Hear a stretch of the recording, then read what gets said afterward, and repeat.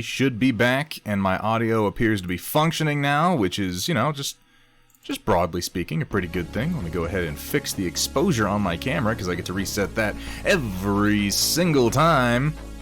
God bless Logitech and their crazy exposure settings and complete lack of software memory. Alright, let's try this again, shall we? Hey, now everything's working. That's exciting. I like it when things work. Okay. Let's get this to the side. So, I hope Hathrir isn't in here right now. I'm still working on some bases for him that are just a little more complex than other stuff I've done. And because of the nature of my work as the scatterbrained fucking Flibberty Gibbet that I am, just as a person, I did a completely different set of bases. And I did them all last night. Last night, at like 1 a.m., I was just like, well, here, let me show you. I made these bases, years ago. You can see the white part is where I broke the feet of the model off. That's where he had been stuck before. I made these bases years and years ago for the first time I was building Maelstrom's Edge. And they're just meant to be like, you know, a sci-fi, frontier, colonial world deck plating combination of like industrial steel with dirt, you know? And this was a really easy thing to do. This is just like some chicken wire style mesh. I guess not quite chicken wire, finer than that, but just like a metal mesh that's glued down and then cut off around the edges. And then lined that with some strips of plasticard. I put down this little extra piece of plasticard. I made some little rivets out of styrene rod, and then glued down a little dirt. And I'm redoing these models, so I wanted to take this concept and just make some proper bases. So I have done these. And they've come out pretty nice, I think. I still want to make a few adjustments. The details on them are real chunky. But it's the same idea, just a little more complex. I think they came out nice. I did these, like, all last night. Did the whole fucking thing last night. I've got 12 different styles. These are of the 25mm beveled style, but I got 12 different styles of the 25mm. I've got 8 styles of 40mm, and at this point I'm just attaching them to bases. I think they might scale up decently for Battletech too. I'm going to try to pop these on some hexes. I've started, like, I think everyone builds bases in a different way as far as 3D printable bases. And I've looked at the way other people do a number of them. It's like they build the bases individually. But what works best for me, I've found, is I build environments. Yeah, I did these last night, Kursala. I build an environment that I like, and then I just go in and I cut chunks out of it, and I attach those to the tops of the bases. And honestly, it just works best for my brain, because I can imagine the entire environment and how it fits together, and then the individual little pieces just wind up being little snapshots. I like this one. There's like a little maintenance panel that's been removed, and some little electrical circuits you can see in there. I think it came out nice. I got the 40mm ones on the printer now. Got 5 of them. I'm going to go ahead and put washers in right now. And here, I'll show you those ones. They're all, you know, they're all similar because they're all taken out of the same environment, but they're all just a little bit different. They lend some variety. Hey, what's up, 767? It's good to see you, man. But you know, this is a testament to how weird my inspiration and my work is, because I'll, like, dwell on one set of bases for literally months, and then last night I'm like, hey, maybe I'll make this. And this morning I've got them completely done and printed. I have no real explanation for that. I'm just a bit of a nutcase. I also got to swap the heads off of my 100 Kingdoms Household Knights. Here you can see, these are the heads I originally did for them, and I'm glad that I held off on painting them now, because these heads are just a little bit small. Like, I guess they look fine, but I had a problem with them just in the sense that it's a great helm, and historically great helms were worn on top of bassinet helms. You would put on the bassinet, you'd have the aventail of mail around your neck, and then you would take the great helm and you would slide that on top of your other. It was a helm for your helm, basically. Worn like when you were on horseback. So I didn't feel like that was quite big enough, so I bumped the size by 10%, and now I think that we are just about there. They're just a little bit larger. This guy's kind of looking down because his horse is rearing up and the weight is carrying his head down. But just a little bit bigger. Just a teeny bit. So I'm going to swap these other ones out, and then I can get started on my Household Knights for an upcoming Conquest paint stream. So let me do this. I'm going to pop these guys' heads off. I'm going to put on new heads. I'm going to finish putting washes in these bases, and then we're going to get to doing some painting. Inspiration is a fickle bitch, Kursala. You got Lancer, huh? I want to try Lancer. I really, really do. It would be awesome if literally anyone other than me would organize and run it. I've got too much shit going on, but I'll give it some time. I might get to it. Gear Falcon, good to see you, man. Welcome in. Now, these heads are resin and the rest of them are styrene, so I should just be able to, with this pair of pliers, just kind of pop that super glue joint. Easy peasy.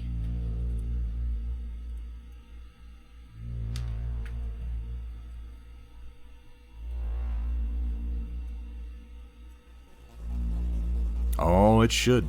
Oh, it should, Sheza. How you liking that Neptune 2? Oh, no, I don't want to pop that one. That's a new one. What am I doing? Oh, my God. I've lost my freaking mind. Have a character concept from Buck Rogers? Oh, man. That's some classic business there, Roland. Ah. Here comes the nobleman's head.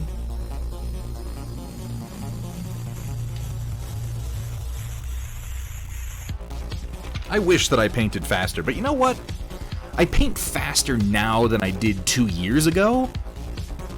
It can be hard to see our progress when it's spread out over a long enough period of time, and I need to just be more conscious of the fact that I continue to get better and not just constantly wanting to go faster and faster and faster.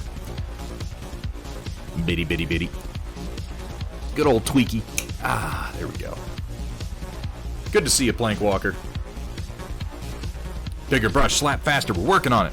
We're working on it, man. Okay, these are the old heads in here. I can give you a direct comparison since I got them here. Let me find another one that's equivalent to this guy with the cross on his cheek. And because I'm a giant nerd, I put details on here that I feel like no one's really likely to notice but me. So here you can see the original on the left and then 10% larger on the right. It's a subtle difference, but I think it really puts it just about in the right scale. And this one has these little crosses on the bottom. Can anyone tell me what these were for? Anybody in chat who might know this? I'm curious. Does anybody know what these little cross marks in a great helm were for? They're oriented on the front of the face, close to the... Now you'd have air holes over here, WJ, on either side. You'd have vents, which can also be looked through. But there's these two specific little crosses that would be right on the chin. And I'm wondering if anyone knows what they did. Because they did have a very specific mechanical purpose.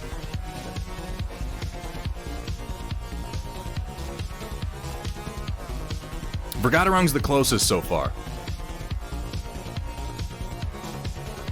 That's the whole helmet you're thinking of, Gear Falcon. The whole thing. That's what that does.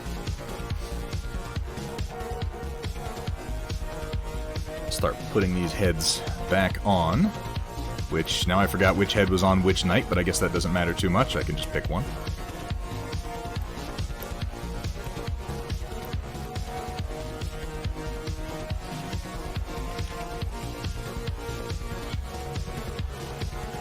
This is the Lord. Okay. Hey, Amateur Paint Hour. So, what they are is you have these two little square crosses in the front of the Great Helm, right? And then you have your breastplate, and it's close, Datrin, but your coif or your aventail in that form of armor would be hanging from underneath your helm. And then down on the breastplate, honestly, about where your nipples are, on the breastplate would be chains connected. And that chain would come out, and on the end of it would just be a little T-shaped hook. And the idea is you would take those chains attached to your breastplate, you would insert them into the cross, and you would pull them down. So the T-shape would go in, and then it would lock into the helmet. And the idea there is then you can remove your helmet and drop it down, and it would thunk, hang right against your chest, suspended by the chains. Or if it got knocked off, and it came off of your head, which ideally it would not, it would be stopped by the chains and pulled back so you wouldn't lose your helm. But yeah, you can often see illustrations of knights with chains going from their chest up to the chin of their great helm. And you just have a little T-shaped piece of steel that would lock into those little cross marks.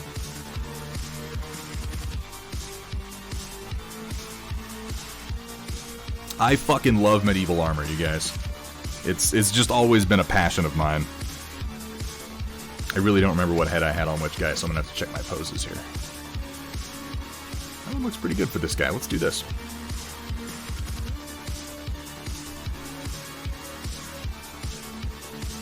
Wouldn't it also help with whiplash? Well, generally speaking, what would help with whiplash in that scenario, Kursala, is the weight of the helm itself. And this is an interesting thing that I didn't see talked about much back when I was still participating in medieval armor circles, but it was true. Particularly when you're in groups like the SCA, where everybody's in this headlong rush to modernize and use modern techniques, even when they're not appropriate. Like when people go to aluminum helms instead of steel, and they miss the fact that they're always trying to make their helms lighter. Lighter helms, oh, it's wearing my neck out, my helm needs to be lighter. The weight of a helm is a big portion of its protective factor for exactly that reason, Kursala. Because the weight of the steel of any helm that you're wearing is just being added essentially to the inertia of your head.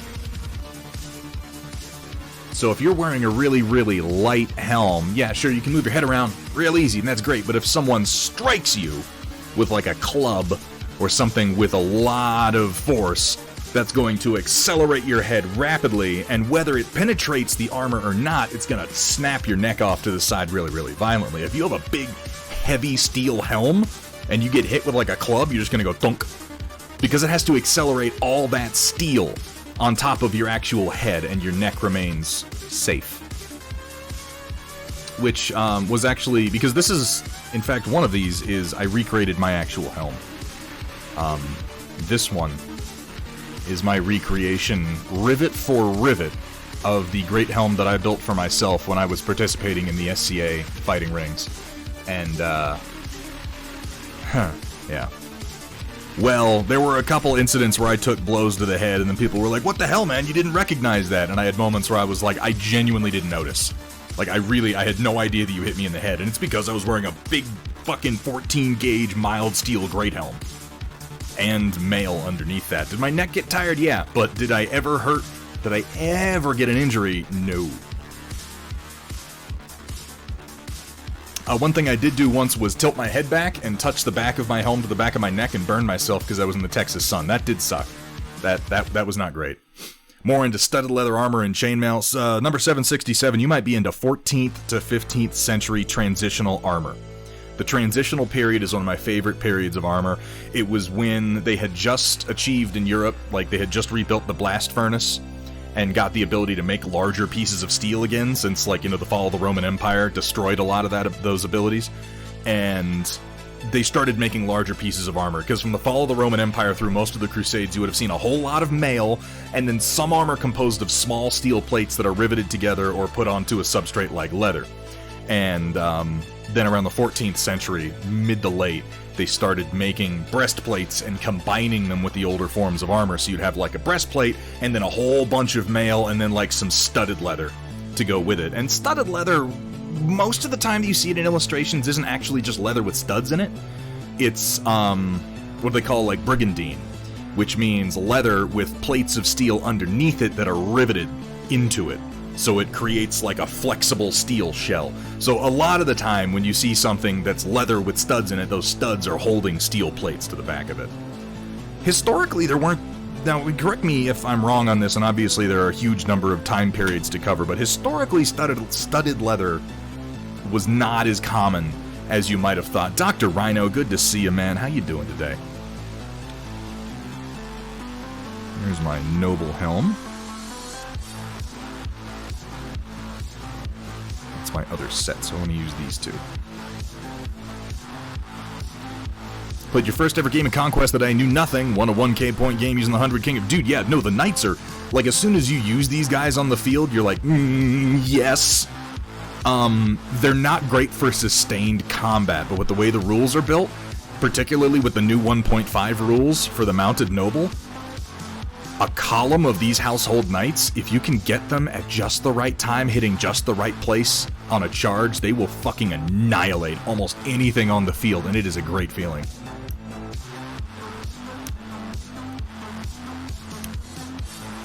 They hit like a ton of bricks. A little piece of resin stayed glued down here. Just gotta kind of work it off. Exactly, Datron. Yeah, and yeah, the popularity of studded leather, in big quotes, really did come from Gary Gygax. That is true. And like I said, anything that you would see historically that you go, oh, that's studded leather, was almost certainly brigandine. Also, nothing that they wore in the show Vikings has anything to do with reality. Fingertips covered in super glue are not approved safety gear for handling razor blades. They're not, but I have a piece of plastic between me and the blade, so it's okay. Conceivably, maybe. I don't know. Look, if I start bleeding, you'll know I fucked up. Luckily, I'm streaming, so there'll be somebody here to call a hospital. They just won't know which hospital to call. He lives somewhere in Colorado, EMT. Go get him.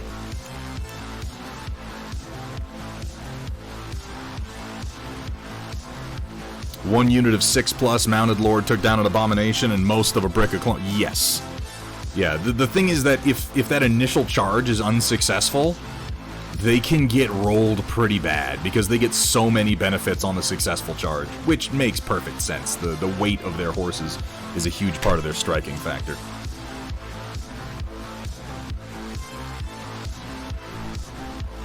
Generally speaking, if something exists in D&D, it's complete bullshit and not to be taken as... I mean, that seems obvious. D&D is in no way based on reality, like, not even a little bit, so don't think that anything in it has any bearing on anything that has ever taken place in the history of mankind. They charged me first, but I had the warlord thing, let me once per battle withdraw and take no wounds. Nice, yes. There are a couple of particular abilities for the noble lord. Because I'm not totally familiar with all the 1.5 changes, but he's got one that lets them like double their charge roll, or not double, but add at least one die to their impact roll when they hit. Because that's the thing, when you charge in Conquest, you actually get an extra attack roll. You get the impact attack and then the regular attack, and you can hit quite hard. I love these helms. This is absolutely my favorite style of mounted knight helm, which is why I wanted to put it on these guys.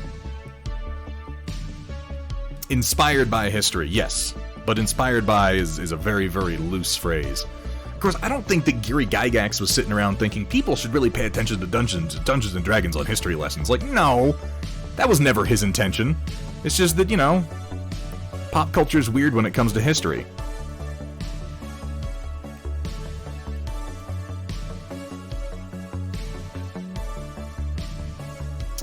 Bit of question, can't find something anywhere, figured you or your community might know. DJ Trax, feel free to ask. I can't promise that we will have the right answer or even a good answer, but we'll probably have an answer.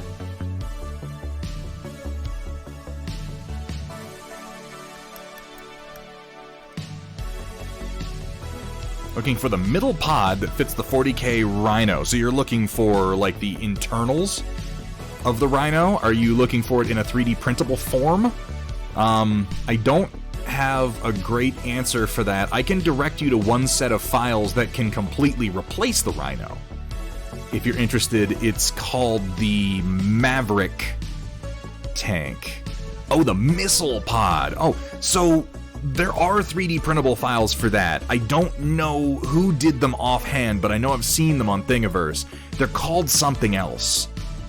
And if you put the missiles on it, it's not a Rhino. At that point, it's a Razorback. Right? Is that a Razorback? Whirlwind.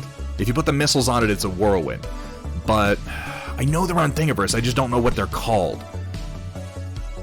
Oh, you don't have a printer. You just need to get some. You can probably find some on eBay.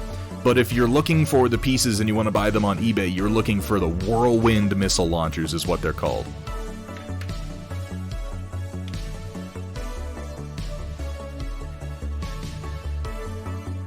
Because the Rhino chassis becomes a number of things depending on what it's armed with.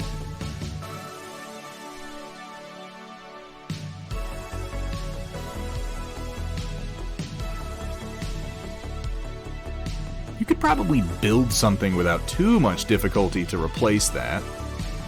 I know there are lots of pictures of it online. Get that head situated there.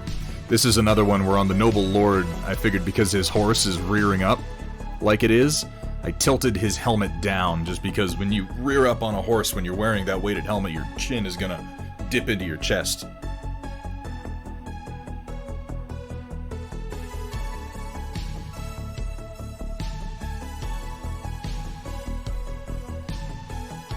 Looks pretty nice though, I think. I think the new size is just about right. You're playing grognards and gambesons if you're going to do historically accurate. You're not wrong. Because most people throughout history, particularly in Europe, you would have worn way more gambesons than literally anything else. Because you know what's a whole fuckload cheaper than getting any sort of steel armor? Is getting a bunch of heavy linen. Though I will say, heavy linen in enough layers with a little bit of leather in it is shockingly good at stopping bladed weapons. At least slashing, if not stabbing. Riot Sister, welcome in. Hello there. Alright, I want to put the washers in the remainder of these bases here real quick.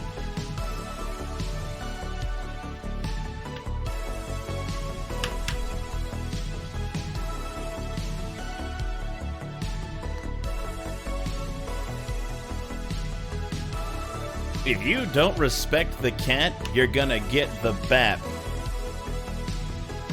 Woven armor is legitimately a thing, Kursala. In fact, fabric armors throughout history are much more common than metal armors, just in general. Look up the Greek linothorax. That's one of my favorite pieces of historical armor. They used treated linen. They would stiffen it. They would soak it and let it sit in the sun and stiffen it. And they'd make a bunch of different layers, and then they would soak it in a glue-like substance to bind it all together. And at the end of it, you were left with a really, really stiff breastplate composed entirely of linen and glue, basically. But the linothorax is a shockingly protective piece of garb. Just trying to get that flattened in there pretty well. Goat hooves, there you go. Render those down. Drip that in it. They were Greek, they had plenty of goats. It probably was, Riot Sister. I couldn't say offhand. I'm no expert. I'm just a passionate nerd.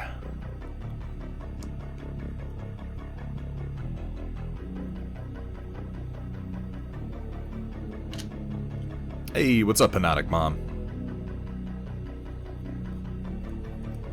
Hey, look, it's Puckduncher, and she didn't call everybody sluts. I'm really impressed.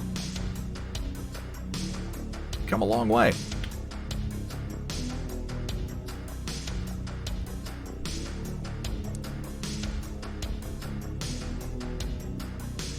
Yeah, right? How am I supposed to even be sure that it's you?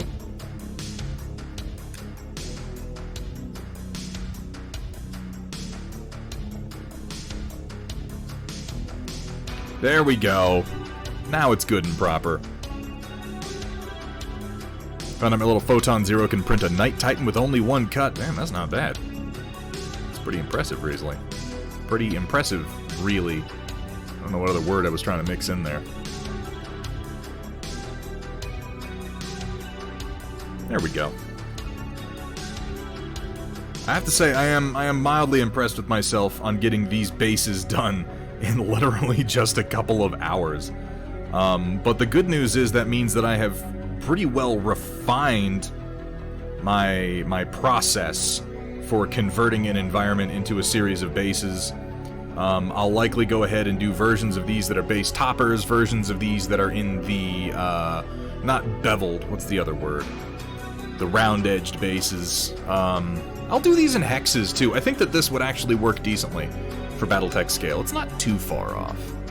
A little imagination. It's like an industrial zone, right?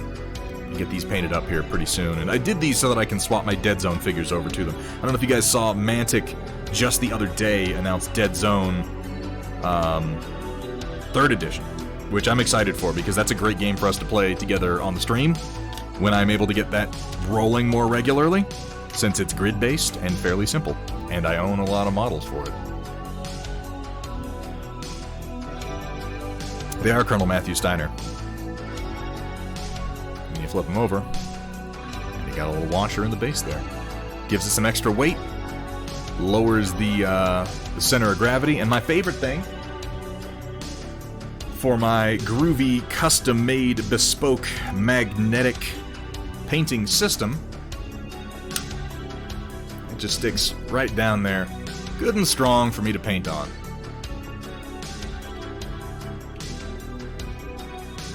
We're going to be doing that, Puckduncher.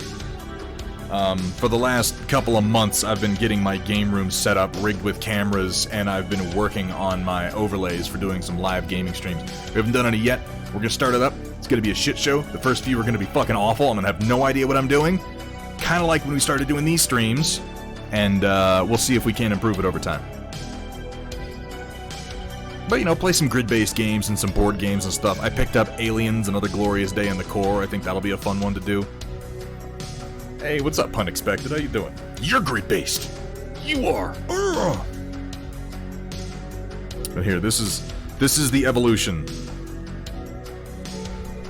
I did this base by hand a couple of years ago, and then I did this base in 3D printing last night to essentially replace it. It is the evolution of the style.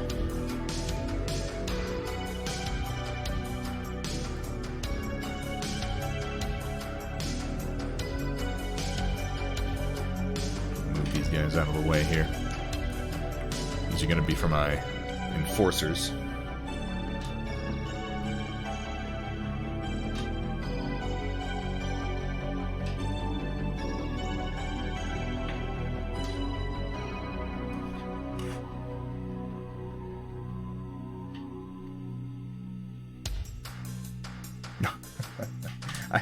I don't think that any such thing was implicit.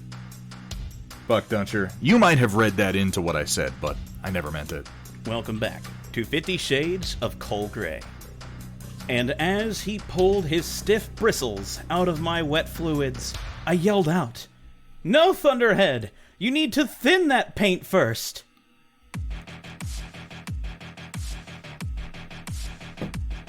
Alright, now we can get started on the rest of what we're doing tonight, which is digging into this final tray of untouched men-at-arms. That'll give me 4 painted trays, and then all I have to do is paint a bunch more after that. But you know what? We're not thinking about that right now. We're just painting things and getting them done. Let the future wait for the future.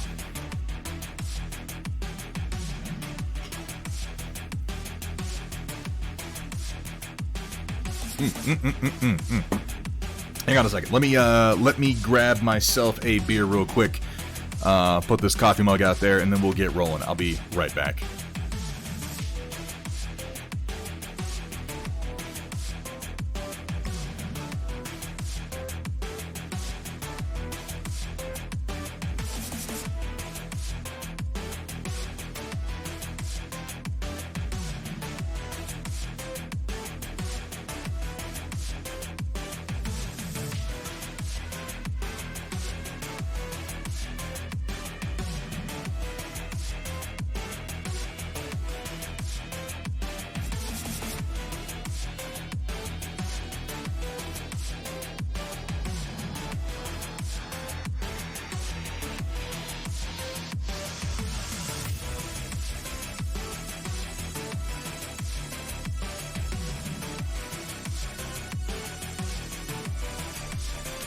Okay, let's keep going. I mean, Keith David does have a super sexy... Are there people that don't find Keith David's voice, like, profoundly arousing? Because, holy shit, man.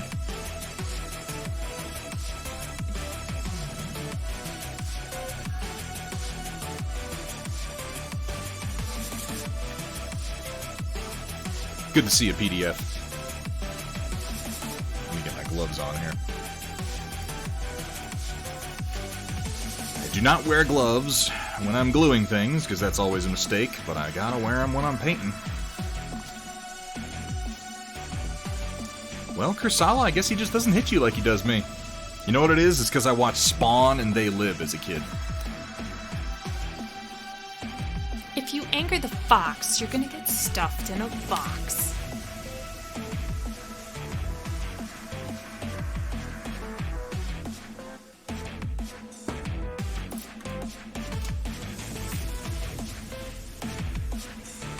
Get my oil painting palette out. Yeah, it's a bit of a mess, but we still got plenty of room to work with on it.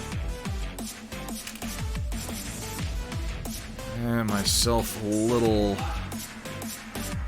reservoir of white spirits to work with. No problem, Project Dark Fox. Yeah, I heard, man. You go ahead and just, you take care of you. You do you, bro. Oils for life, and yet they may yet be the death of me.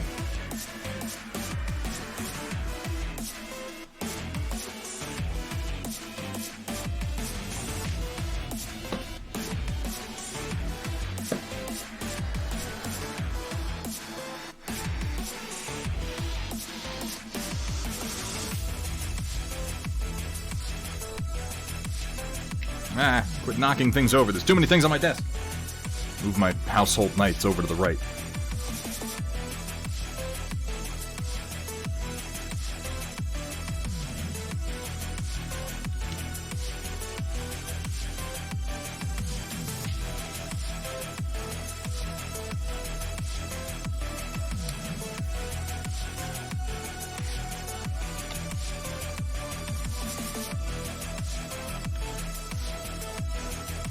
Alright, let's get busy, shall we? For the tabards on these guys, I'm going to be going with something in the range of Prussian blue. Good, deep, dark blue, and I'm going to throw a little bit of black in there for that pre-glaze, too. A little bit of the old ivory black, the great mixer. Yeah. That is the nice thing about playing Custodes, Dr. Rhino, is you don't have to build many of them pretty much ever.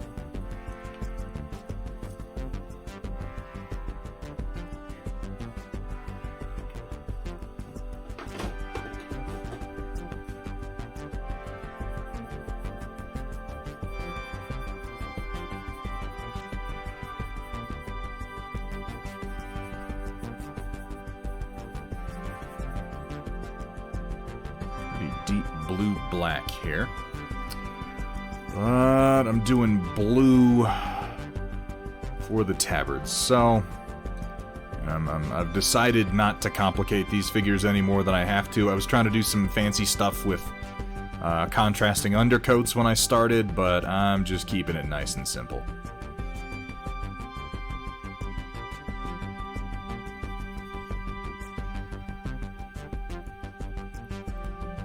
This soak into the primer coat.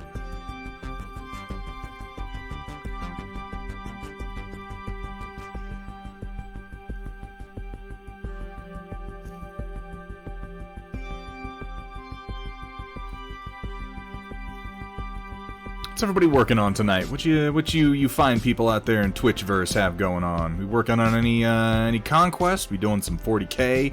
Anybody painting anything from Mantic out of curiosity? I've always liked Mantic. They've always kind of struggled to maintain their market share, but they make some good stuff.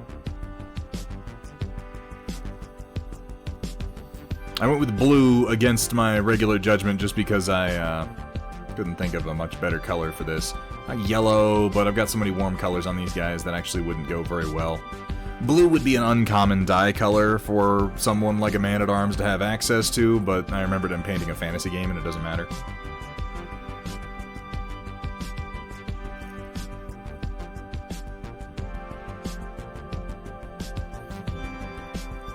Repainting your Atlas, nice. Struggle building this 1/3 scale bust. Bust of what? Unexpected. Coding for a project. Alright, alright. Yeah. Yeah, Gear Falcon. Caddick was trying to go to sleep last night playing, he was up late playing Foxhole. And like an idiot, he throws out there, if someone donates $30, I'll keep playing all night. And Gear Falcon didn't hesitate for a second. He was like, here's $30. Time to eat some crow. I didn't stick around much longer after that. Did he really go all night?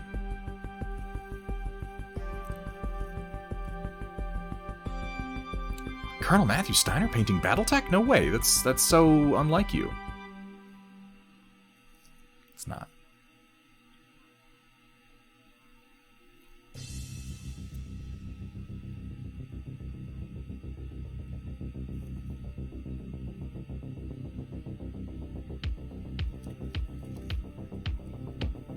Hey, what's up, Gus Schultz? How you doing?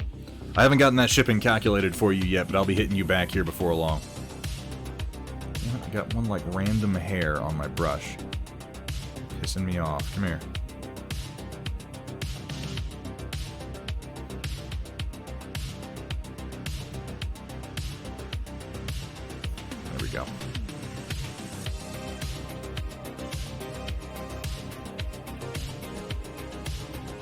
Oh, it'll be coming your way shortly one way or the other, man.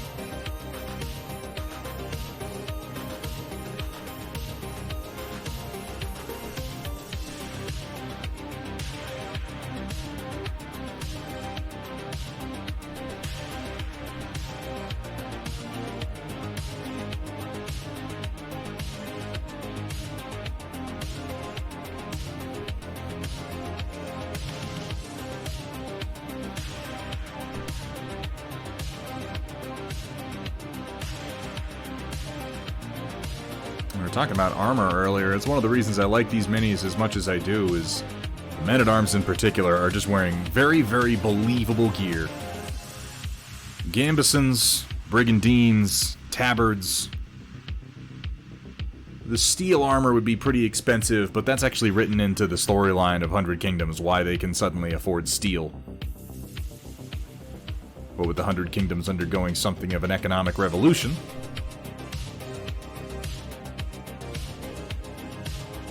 the rise of the merchant class, which historically speaking is an interesting thing to throw into a fantasy miniatures game.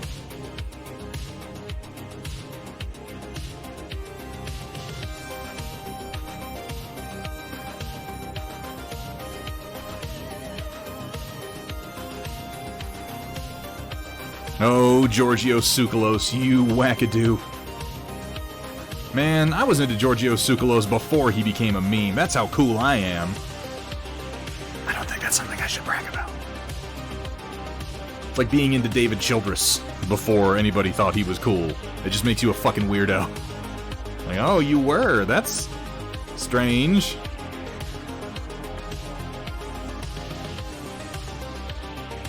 Giving it a bit of a break. 4 months and a little bored with it. Gus, that's, I mean, by now, you've painted enough models, you know. I think that's a good strategy. If you're bored with it, you know, wait until you're not. You'll do better work that way.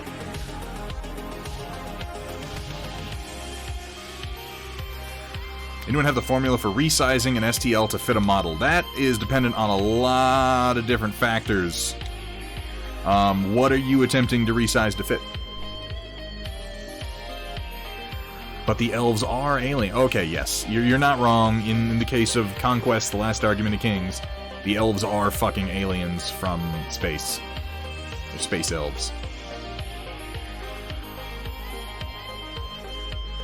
They're not fucking aliens, so they are aliens from space. I realize that phrasing might be confusing.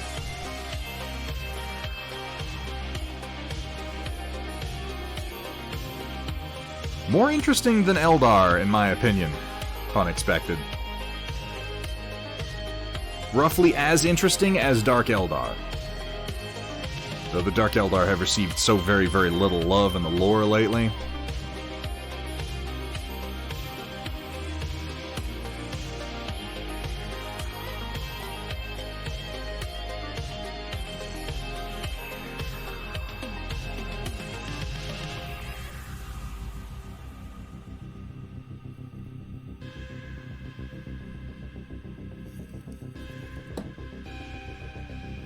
There's our blue on everyone.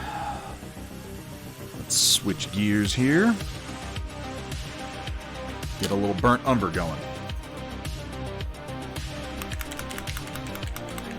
Oh no, they are like literally an edgelord's wet dream, pun expected. They all got together and they had a giant fucking like sadomasochistic space orgy until a chaos god of sadomasochistic space orgies was born. Like, that's the story of the Dark Eldar.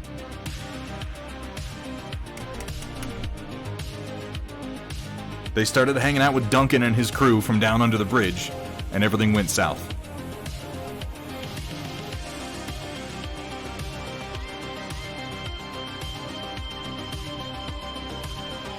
They got into that underground Hawaiian trip-hop luau. And nothing was ever the same.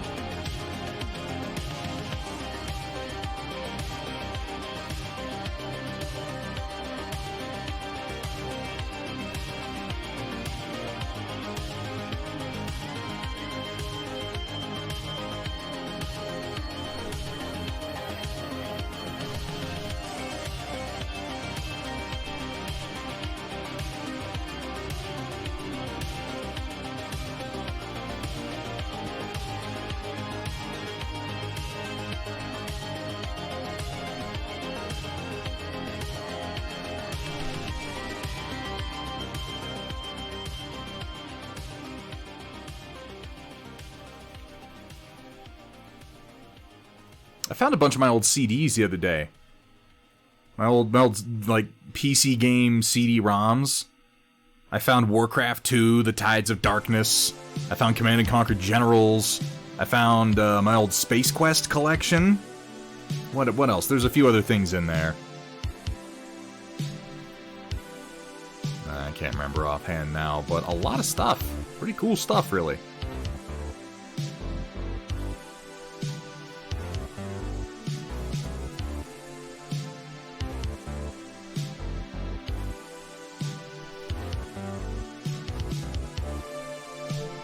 Oh, I missed a spot.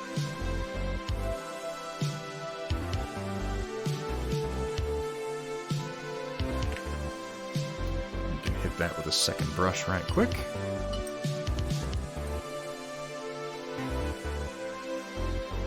I need to go through it and figure out what other discs are in there. I think I've got like a copy of Starship Titanic. If anybody remembers that. I found, what is it? The 11th Guest? Not the 11th Guest. The spooky one. It was like, it's right next to my CD for Phantasmagoria. The 11th Hour, maybe? Might be the 11th Guest. No, I can't remember. You remember those old, like, horror adventure games?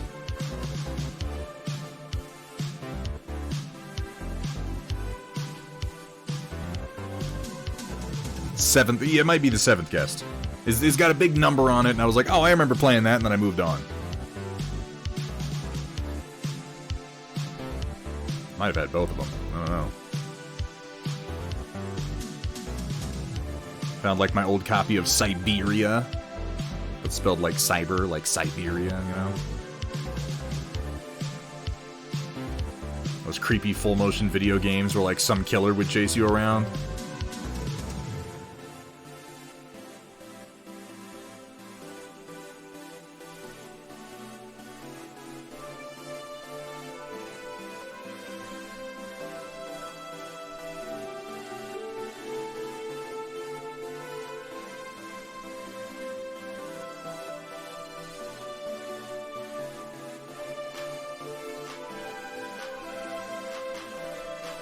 There's a newer game like that, really? Like, bringing back the old trend? Because, like, there were a bunch of those games for a while. They were all full-motion video, and generally they were you running away from a killer while trying to solve puzzles, and then there would be an animation when he caught you, and you'd be like some woman who was trying to get acting work in the 90s and was like, oh, maybe the future is video games, and she wound up doing a scene where it's like, she looks up over a table and gets, like, a fucking meat tenderizer in the forehead, and you're like, game over. Ah, the good old days.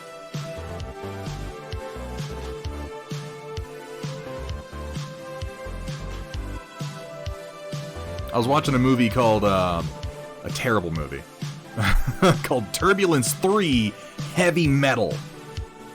I was watching this the other day, and there's this woman in it who's playing, like, a reporter in the beginning, and she's like, alright, Kurt, yeah, we're on the airplane, and the metal star just showed up, and yada yada yada, and I'm like, I'm listening to her voice, and I'm like, why do I know her? Why do I know this voice? Like, I know this voice, I know her intonation, I kind of know her face. What is she? I waited a few minutes and I was like, oh my god, that's Oksana Christos. That is fucking Oksana Christos from the FMVs from, Command & Conquer Tiberian Sun. I looked it up, and yep, that was the actress. That was what she went on to do.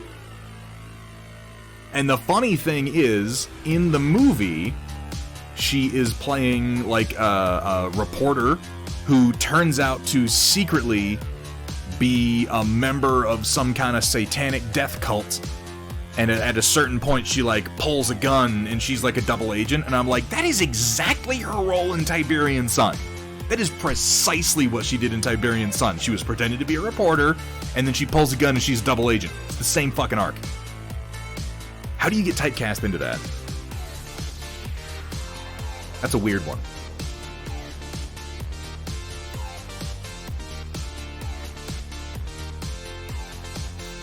Yeah, I wasn't going to bring that one up right off the bat, Datron Voltari, but for those of you who don't know, apparently Norm Macdonald has been battling cancer for the last 10 years or so, and He has passed. Since it's been brought up and since it happened today, if everyone wouldn't mind, Norm Macdonald is the guy's like an American institution. He's an amazing comedian. He has been an incredible voice for decades and decades. He has been in countless shows and movies and comedy skits, and a very outspoken proponent of a lot of important causes. Exactly, unexpected. He's an iconic actor. I believe he is Canadian. Yeah, you're right. You're right, Gus Schultz. But we love him here in the States. And, you know, he did a whole lot of SNL, so we consider him honorarily one of us, even though that could arguably be considered an insult in some places. I was reading a quote from him on his cancer. He said something to the effect of, you know, well, it takes me, but also the cancer goes, so it's kind of like an even game at the end of it. I think that all of us disagree with that today, though, Norm, and I'll raise one to Norm Macdonald. Everyone, just take a moment to remember the man.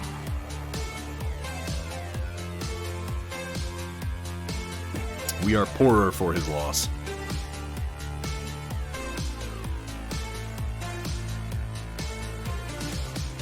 He arguably created an entire style of comedy unto himself that other people would go on to imitate later. I don't think arguably, that's just what happened.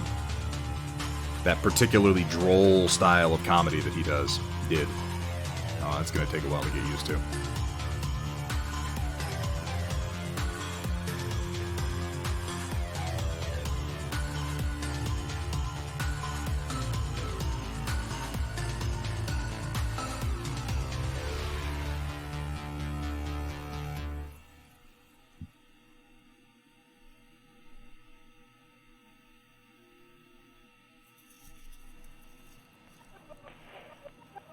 Ooh, that's pretty awesome, Gus. That's the kind of experience that, you know, you just treasure having the opportunity to do that sort of thing, you know? It's pretty awesome.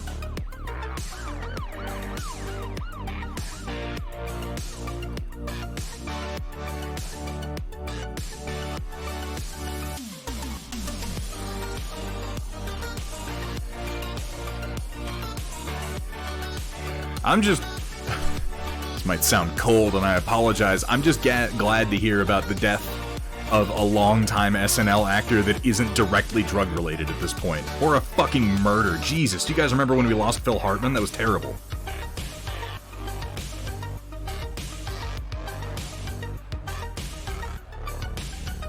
There have been a weird number of tragic deaths from SNL actors. Chris Farley coked himself to death.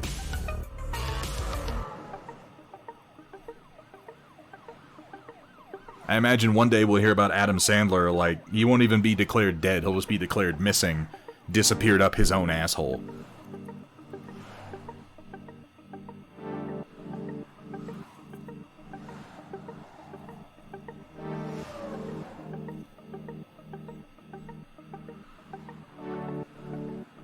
Not a big Adam Sandler fan. Yeah, tributes ranging from Bob Dole to Frank Stallone to the Iron Sheik. He's, you know, Norm Macdonald, he's just been there for so damn long, and he's been, like, iconic is the word for it. He's an iconic comedian that... The passing of someone like Norm Macdonald, just for a lot of us, represents the passing of a big part of our own lives. We're all feeling our age today, you know?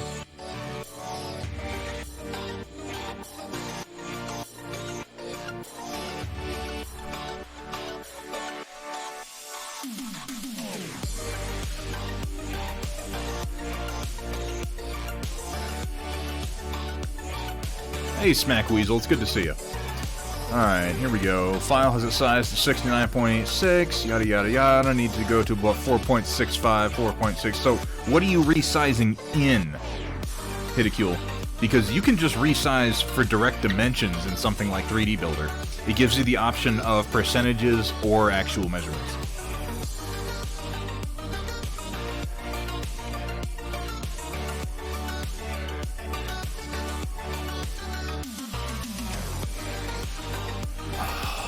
You know, you're not strictly wrong to square, but it's like the movies that he makes are fucking trash. Now, the movies that Adam Sandler is making, they're trash. They're garbage. He's not even pretending like he gives a fuck anymore, and it's ridiculous. He used to make funny movies with his friends. Now he creates tax breaks, I think. I'm not really sure what it is that he's doing, but it's clear he doesn't give a fuck anymore. Which, on the one hand, I guess good for him, why should he? But on the other hand, it would be nice if he gave a fuck.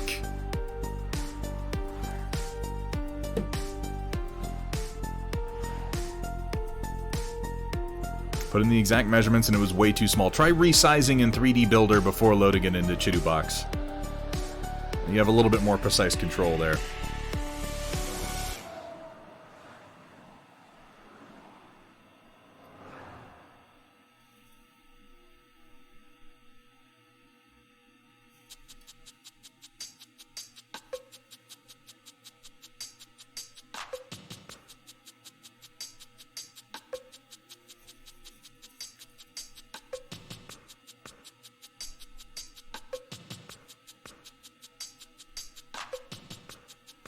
So I know Avash has been kicking some ass lately painting these Conquest figures.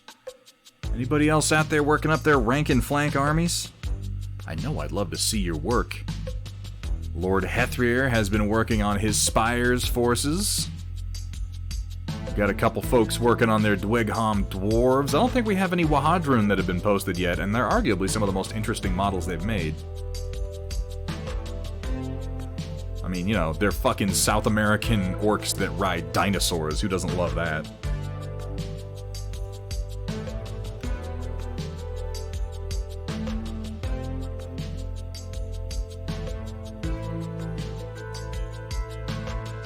They're not actually South American, but they have like an Aztec style to them, is what I mean to say.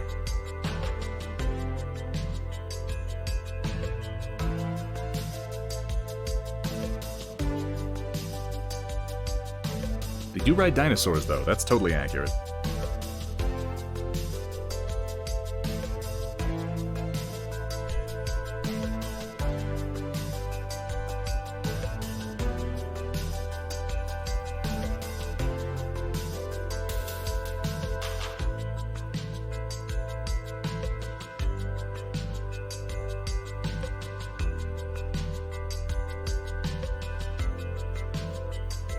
Oh, I didn't mean to do that.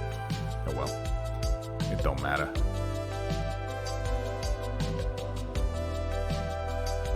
It don't matter. None of this matters.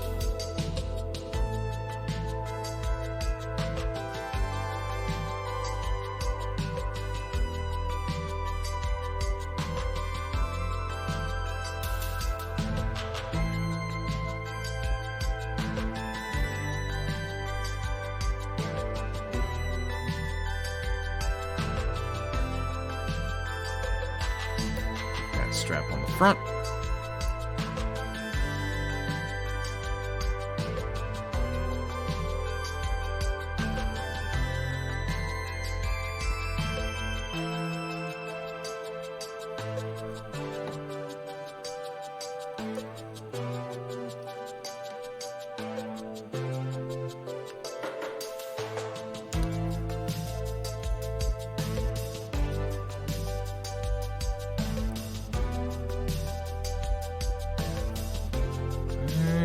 Keep going.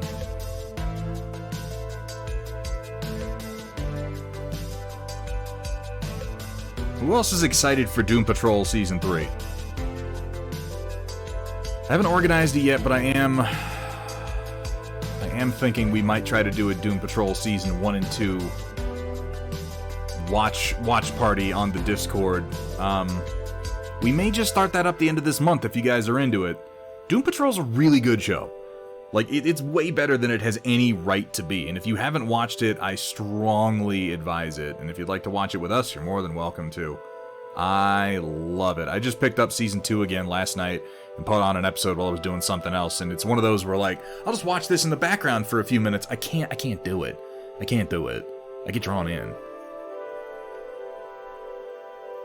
Well, see, that's perfect then, Riot Sister. We'll do Seasons 1 and 2. How about that? It's so good. It is It is unbelievably and unreasonably good. 17 months! It's been 17 months and all I got was this Thunderhead chaotic fanfic. It's shocking it took that long. Thank you so much for that resub, Carbonic Acid. It's good to see you, man. How you doing today?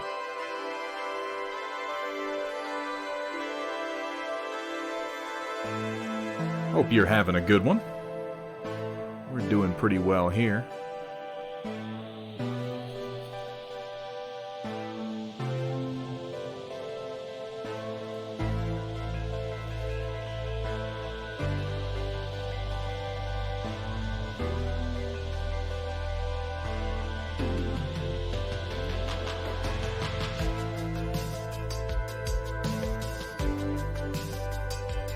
The world needs more Brendan Fraser. Yeah, and that's one of the greatest things that... it would be an amazing show if all it did was bring us more new Brendan Fraser, which it does. And when it started, I thought, like, oh, he's just going to be doing voice acting, and this other guy is going to be playing Robot Man most of the time. This is generally true, but he does a lot of actual acting. Like, Brendan Fraser is in the show doing acting a lot of the time, which I could not be more stoked with. And he's fantastic. God, I have missed him so much. And he plays a great character, because Cliff Steele's not a smart man. He's not a terribly deep or intelligent man. He's pretty stupid, really. But the show, like, the story gives him a lot of agency not necessarily a lot of agency within the context of the events that happened to him, but agency to grow with. And I really, really like his character development. He's a simple man who has been forced to go through some very, very unreasonable experiences.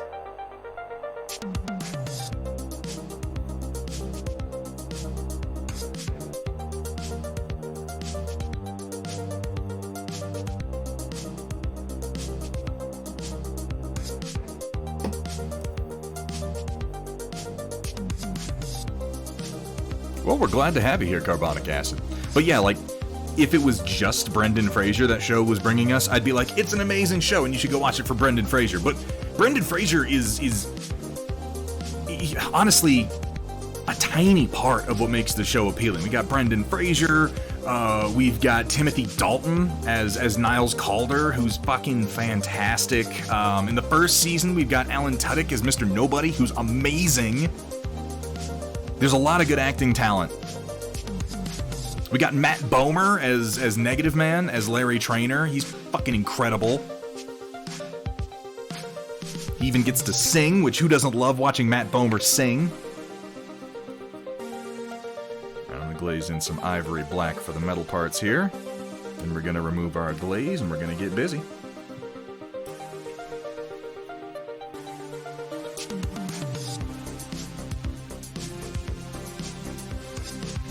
For God's sake, the show features a sentient, gender-fluid street.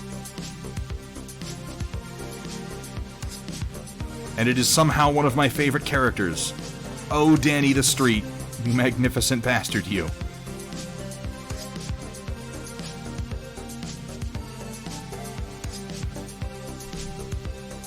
These are not, in fact, robots today, Bramaged. How you doing? Unless, you could make the argument that the classic, they're meat mechs or bone mechs wrapped in meat armor. You could go for that. It's a little disingenuous, but it's kind of true.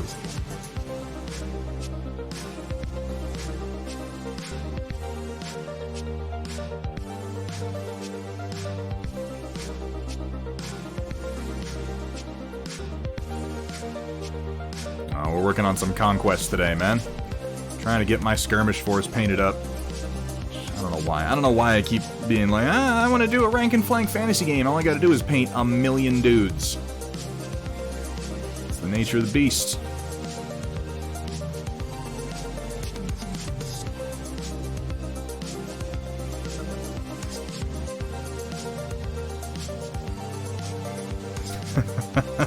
Yes, Vergatarung. Danny the Streets. That's not even close to the weirdest thing in Doom Patrol. There's also Flex Mentallo. A man whose powers are vast and undefined. He seems to be akin to a god. No matter what it is that he needs to do, he's got a muscle he can flex for that.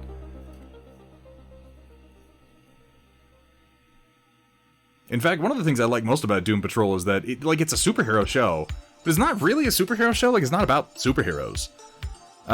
It's not about their powers at all. In fact, many of the characters have nonsense overpowered power sets. Mr. Nobody, Flex Mentalo, Negative Man, Crazy Jane, all these characters have powers that are just unreasonably overpowered. But it doesn't really matter in many of their cases because the show is about their development as people. It's not about them using their powers to do things, and in many cases they don't even know how to use their powers because they're broken, troubled people. And that's really what the show's about, is them learning how to live with themselves. And dealing with some pretty unspeakable tragedy. It's a remarkably heavy show, and incredibly mature for how profoundly immature it is. There's an episode where sentient butts attack everybody. They're butts. They're butts. They're living butts with legs and mouths, and they run after you and they eat you. Also, some of the best Cyborg. Like, Cyborg has, in my opinion, almost never gotten a fair shake in almost anything, particularly nothing live action, because nobody likes Cyborg for some reason. But the Cyborg in Doom Patrol is really well fleshed out. They make Victor and Silas Stone into genuinely interesting characters. I mean, they were interesting characters, but they present them better than anyone else has so far.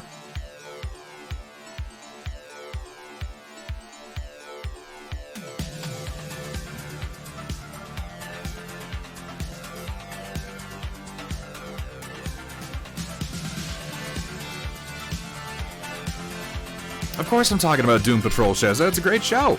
And Season 3 is coming out this month.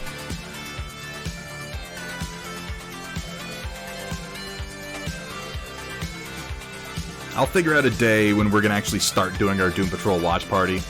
And we'll watch like 4 episodes, which will be just short of 4 hours. So like 2 movies, one of our usual movie nights.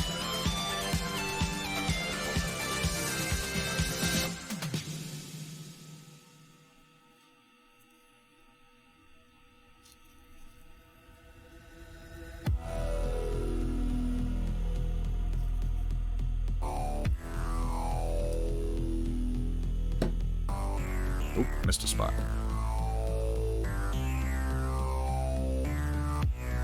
Damn right, booyah. I like how in the show he's trying to get into the Justice League and he's kind of shopping catchphrases. He tries booyah a few times, though he's not really entirely sure how he feels about it. Is that out, Shock? Is Why the Last Man out? I haven't been paying any attention to his development. I love the graphic novels. And I don't know that I... See, that's one of those things where, like, I like the experience of reading Why the Last Man so much, and the potential politics, particularly the gender politics involved in it, were really well realized in the comic, and I'm like, I'm afraid of what someone might do with it now. I'm not sure I want to watch the show. It has messages that could easily be taken in some unfortunate directions.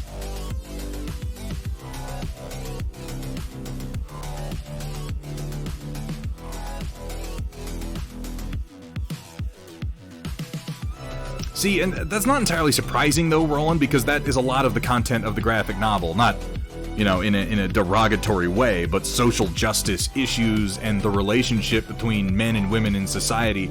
This is a core central theme of a book about every man on Earth suddenly dying except for one. And if I'm not mistaken, it is every man on Earth, right? Because the only men who survive are in, like... on like the International Space Station, and when they come back down to Earth, don't they die immediately?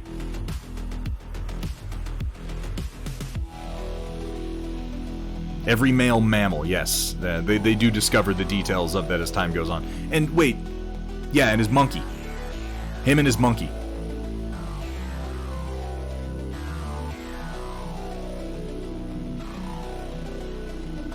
I was still living in San Antonio last time I read that.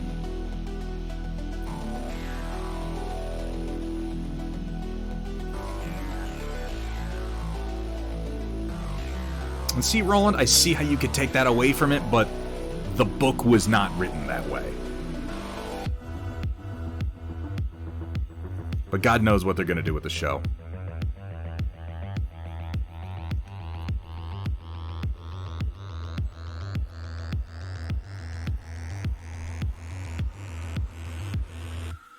It's an old book. Old book, Ursula. Why The Last Man was popular around the same time that The Walking Dead was popular. I mean, the graphic novel The Walking Dead. But, you know, graphic novels weren't really taken seriously by the mainstream at the time. It took, like, The Walking Dead and Watchmen for people to be like, maybe there's something to this. The Walking Dead, the show? Oh, it sucks horribly. It's nowhere near as good as the fucking books. And if I'm being honest, I didn't ever finished the books of The Walking Dead. How far did I make it? At a certain point, like, I caught up to the current releases, and I was like, oh, I'll pick this up later when they finish it, and I just never did. So I don't actually know where the books wind up.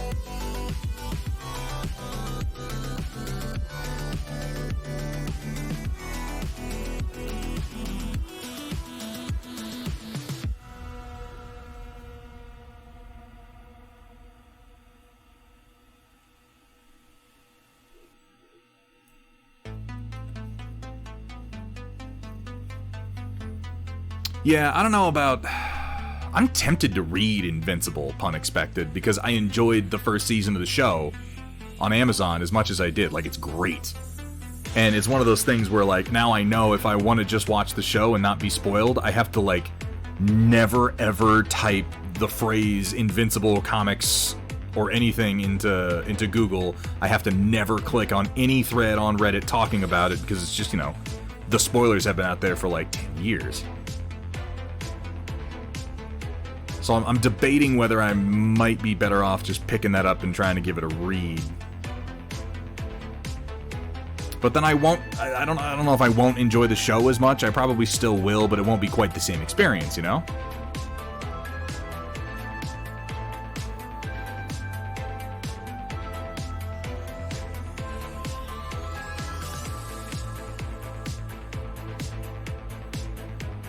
Dumbledore kills Gandalf. Fuck. Alright, I fucking quit. Walter's Workshop just destroyed like 9 series for me. Next you're gonna tell me that RoboCop was John Connor's father. Fucking hell. What's up, Walter's Workshop? How you doing, you jabroni? If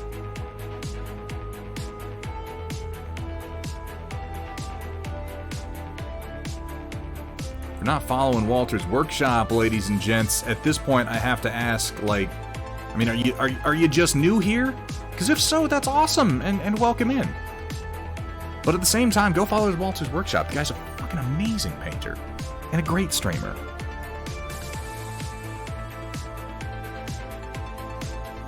Oh, you know, getting along. Getting some work done, a little bit at a time. Eventually, the only reason I'm painting these 100 Kingdoms, Walter, is eventually I'm going to kill the Christ out of your spires with them. It may not be today or tomorrow, but it's gonna happen, and, you know, I hope you're ready for that. I don't want you to be too surprised, too perturbed, too upset when it happens. I want you to be ready.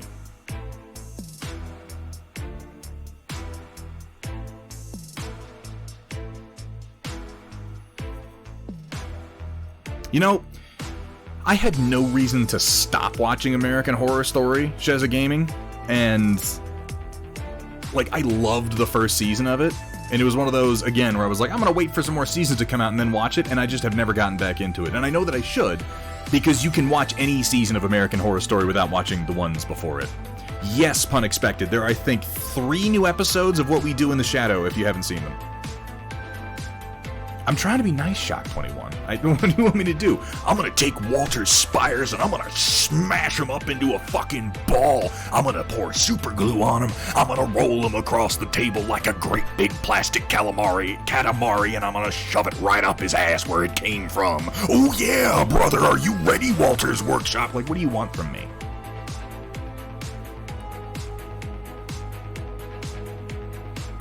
Because that seems, you know what?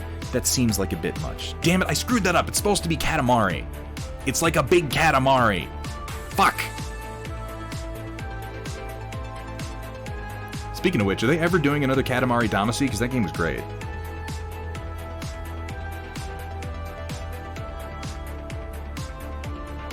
But now I want to see a plastic calamari. You've got a 3D printer, Walter. Don't let your dreams be memes. Or don't dream in memes, or whatever the saying is. I don't know. No recent Katamari game. That's a shame. That series is awesome.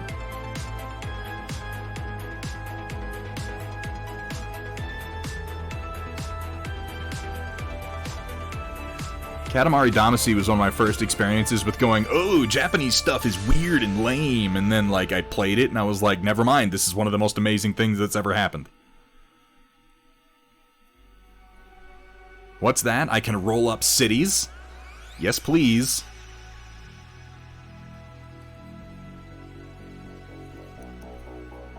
Bow to the king of all the king of the cosmos. His big fucking head shooting rainbows. Oh, Mafik is gonna have a Kevin McAllister experience, huh? Good luck with that, man. Hopefully you don't have to deal with any wet bandits.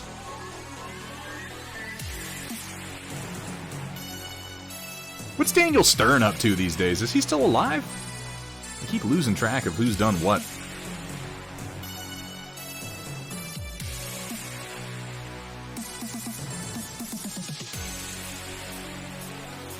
He probably is. He's not terribly old, and I feel like I would have heard if something had happened.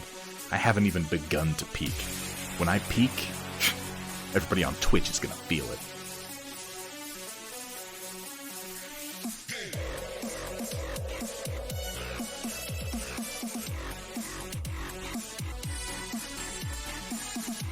How many Faceless Men-at-Arms are left? So this is the last 4 for my initial group.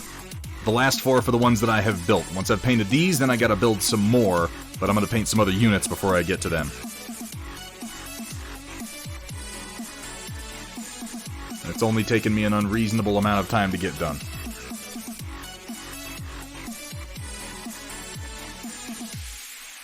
But this is why we practice.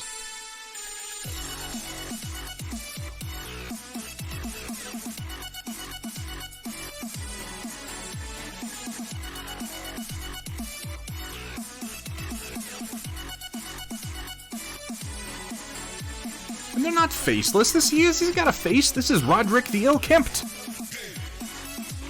His wife oils his armor because he forgets.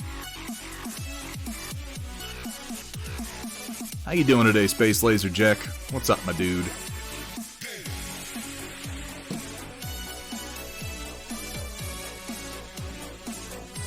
That man has a family. Why does everyone keep telling me they have families? You know, credit where credit's due, I did like that line in Joss Whedon's Justice League when Steppenwolf has the dude, like, by the neck. He's like, please, I've got a family! And he's like, why does everyone keep telling me that? I thought that was a good line. But then what do I know?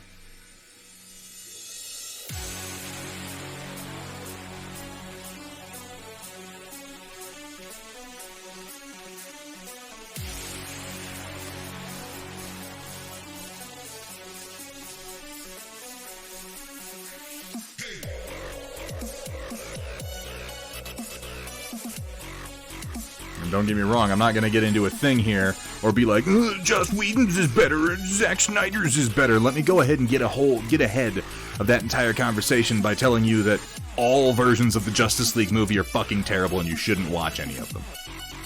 All of them are fucking bad. Keep trying to discuss things with this asshole in Colorado. What a jerk face. Does he, like, never get on Discord with you, even though he totally should? Oh my god. Jack, you're a wonderful human being, and I appreciate you. I'm sorry I'm such a flake, my man. But yeah, we should talk about some Conquest list building, bro. Because I still need to go over a lot of the 1.5 rule updates.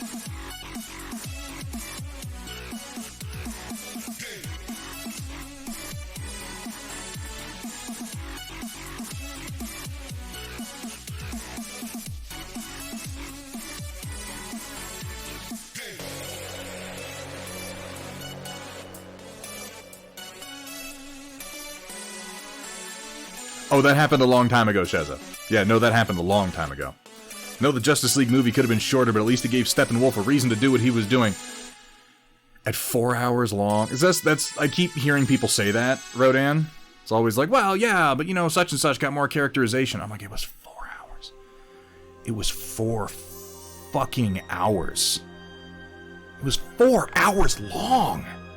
If you make a movie that's 4 hours long and the best thing people have to say about it is, well, they developed some of the characters. I mean, fuck you, they sure as fuck better. In 4 hours? Steela Rebel, how are we doing tonight? Yeah, she's just coming in to heckle. She's so much better with oils than I am. It's disgusting. I'm still just flinging them. Just flinging them real poorly like. She's got to come in and taunt me. I know your game, Steela.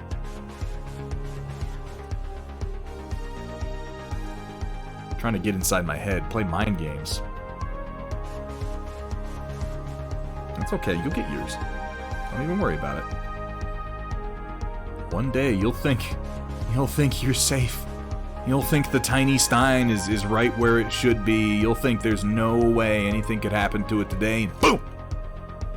It's gone. And I'll be here, sipping my beer out of it. And you will have earned the loss that you suffer. Or something like that. I don't know. I'm not really good at the whole vengeance thing. Not sitting down for 4 hours of any movie until we do Lord of the Rings, and then you're gonna sit your ass there for 12 for Godarung. It's been at least a minute. Come on, Steela, let's not engage in hyperbole. We're above that. We're better than that. Oh, chat. Steela Rebel hates Babylon 5. Boo this woman. Dogpile, go, I unleash you.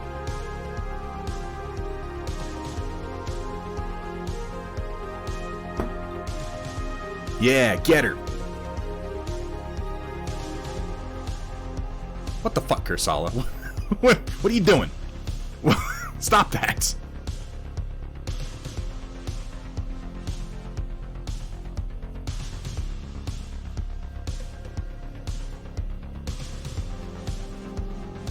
He hasn't actually watched... No, Steela, you don't get to count that in your favor. Kursala hasn't watched Babylon 5. Just being a contrarian, so that doesn't count. See, at least Rodan's honest.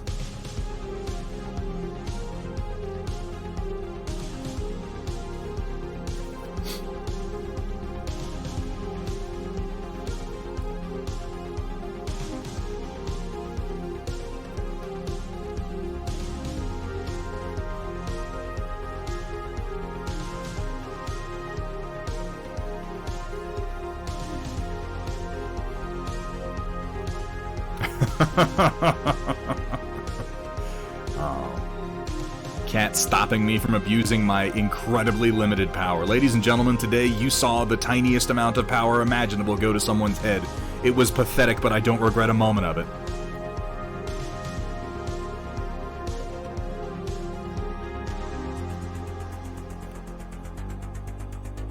I hear Babylon 4 was nice, but didn't Babylon 4 disappear? First of all, Walter's Workshop, I see what you're doing. And secondly, Babylon 4 was actually a thing, so you're accidentally triggering what could be a real conversation. I want you to know the danger that you're playing with. It wasn't a show, but it was a thing. Inside of a show, which was called Babylon 5.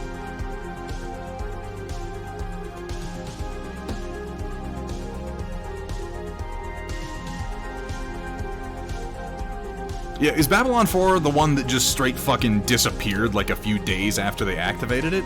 I can't remember. There's a list of things that happened to the previous Babylon stations. Yeah. And then it... I think the fourth caught fire, fell over, then... and the third one, you know, that fell over. So I built a fourth one. Then it fell over, burnt down, and then sunk into the swamp. And then I built the fifth one, and that one stayed up.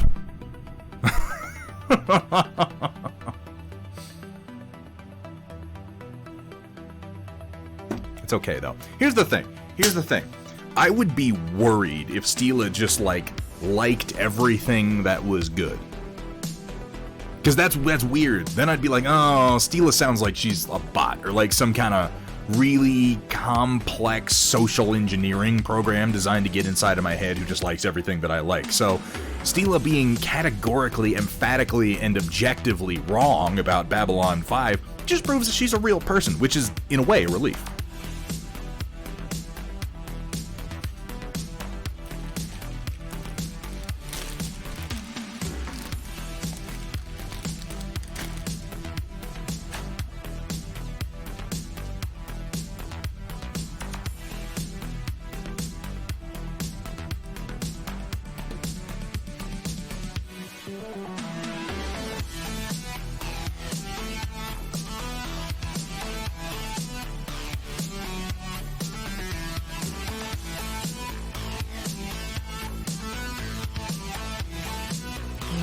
Do some real rough and loose sponging today. No need to be too careful. Mingle our blacks and our browns a little bit, that's fine.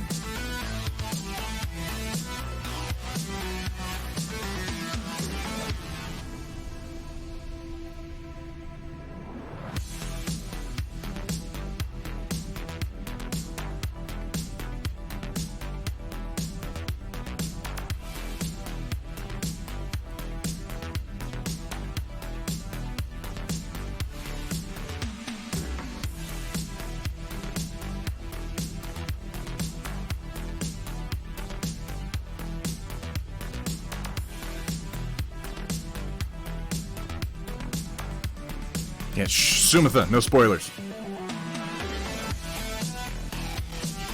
See, I don't even know what to do with this. Stila has a problem with Babylon 5, and then she says stuff like, what's actually good about it? And I'm just like, I don't even know where to start.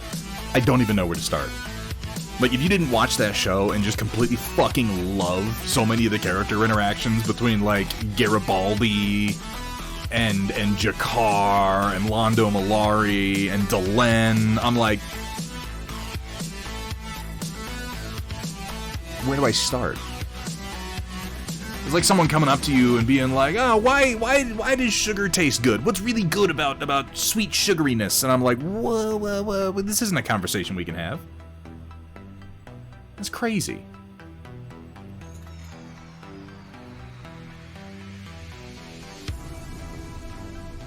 You know, why is the sky blue? Why is the sunset good? Why do rainbows make me happy? How does a positrack on a Plymouth work? It just does.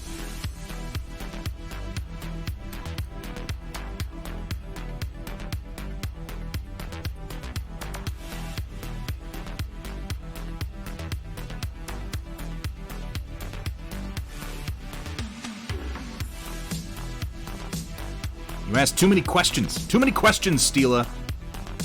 Too inquisitive. I'm gonna cut that out.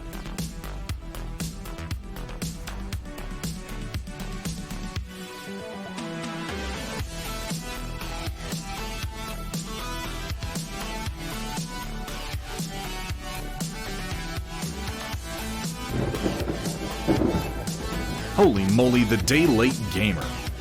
In my chat of all places, a day late and roughly $2.50 short. Though I think that's just because Twitch took that, actually, if we're being technical. DLG, thank you so much for the resub. Look like you smell like an Italian sub, the naval vessel, not the sandwich. So basically just like coffee beans and cigarettes. There might be something to that. Coffee beans, cigarettes, and a healthy serving of the gabagool. How are we doing, DLG? Welcome in. Thank you so much for the resub, man. It always means a lot. How you been lately, dude? How's streaming life going for you? Of course, I mean, I know the answer to this question because I'm constantly lurking. But, you know, for the sake of conversation.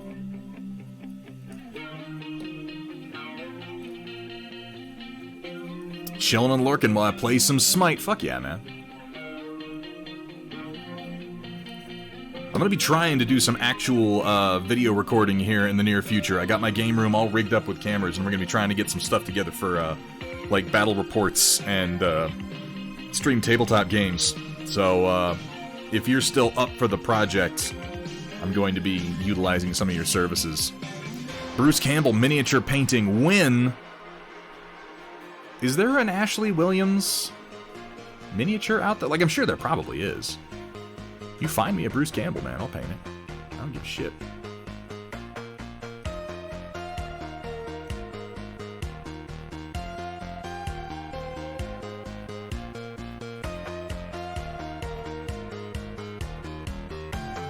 I'm being just hyper lazy on these today, but I don't care. We're getting them done. They don't gotta be super nice.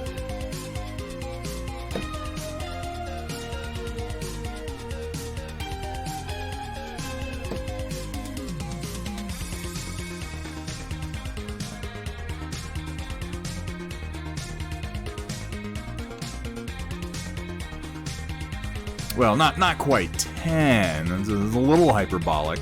Not too hyperbolic, but a little hyperbolic.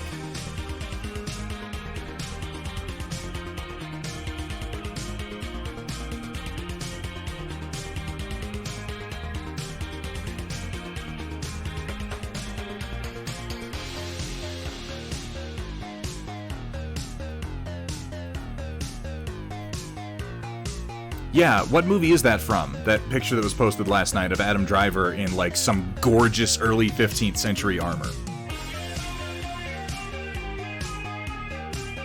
Because I don't know, and I want to know. The Last Duel? Fuck, I'm gonna have to check this out. Like, Walter, I was looking at it. That armor is fucking gorgeous, and I have, like, a serious boner for historically accurate armor. I'm looking it over, like, I could tell you within, like, a 50-year period where this probably should take place. I don't know that, you know, they're gonna place it accurately, but, like, the suit of armor is for a very particular point in the transitional armor period in Western Europe. A Wren's Tale. But we actually want that movie, though. Literally anything to explain the Knights of Ren would be nice. Fucking piece of shit Star Wars movies. God. All right.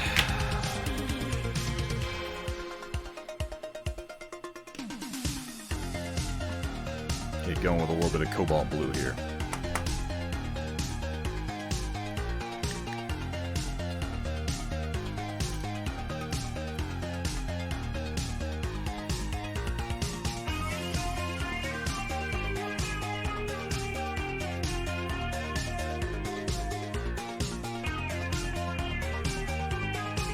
Because even in that stupid Rise of Skywalker movie, they don't explain anything. They're just like, they're the Knights of Ren, now we fight them. Fight. Yeah, the Knights have wasted potential. With one image in the first Star Wars sequel, they made us curious about them, and then they spent the rest of the time just making them meaningless bad guys. It was very, very frustrating.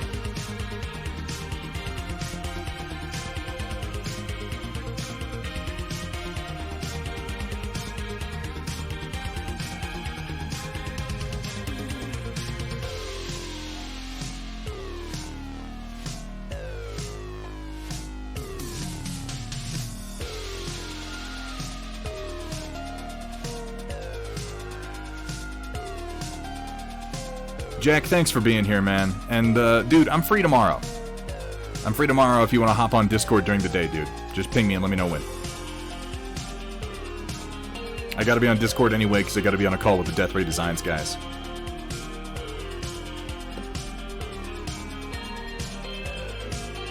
How you doing, Alaric?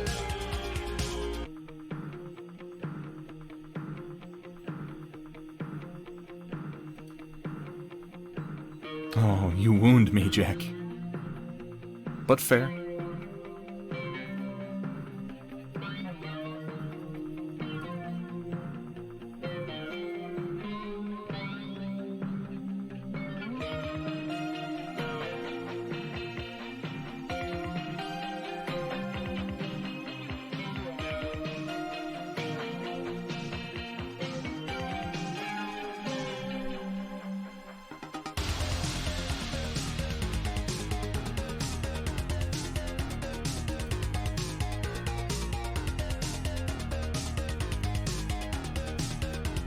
Potentially Kursala. We'll find out. We've been talking about a couple of things lately. We'll see where they go.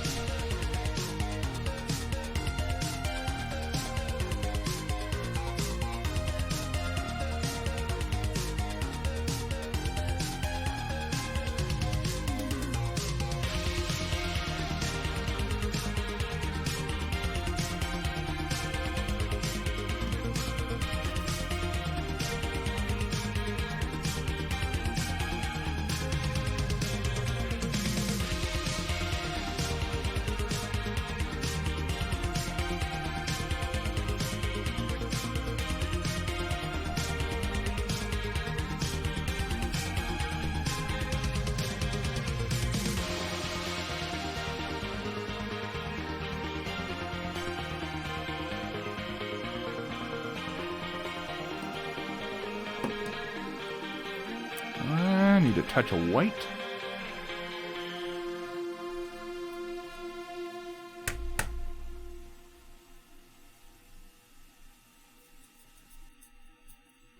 I think I need to refill my damn titanium white. Shit. Come on. I know there's some left in there, it's just thick.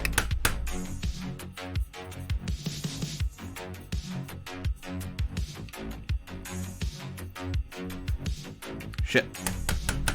I'm gonna have to thin some by hand. I don't want to do that. Damn it, I'm gonna... Alright, gotta refill my titanium white.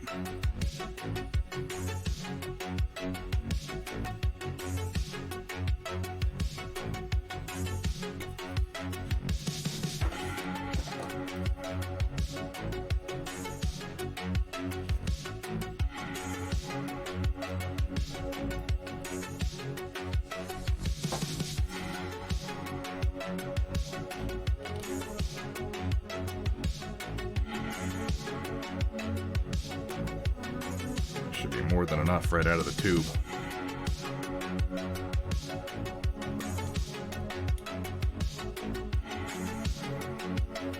How you doing, Suicide Prinny? Good to see you.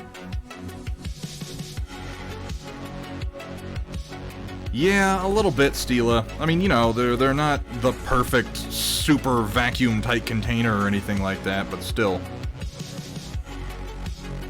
I've been having a little bit of oil paint coagulation.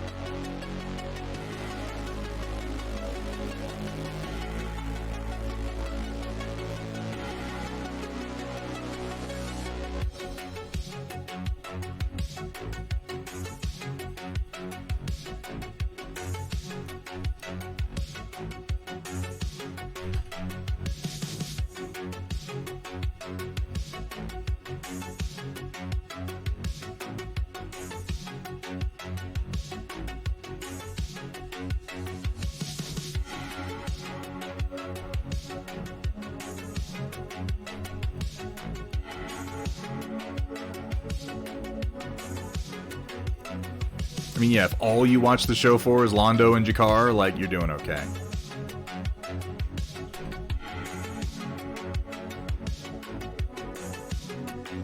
Two of my favorite performances. And, you know, Garibaldi. Who doesn't like Garibaldi?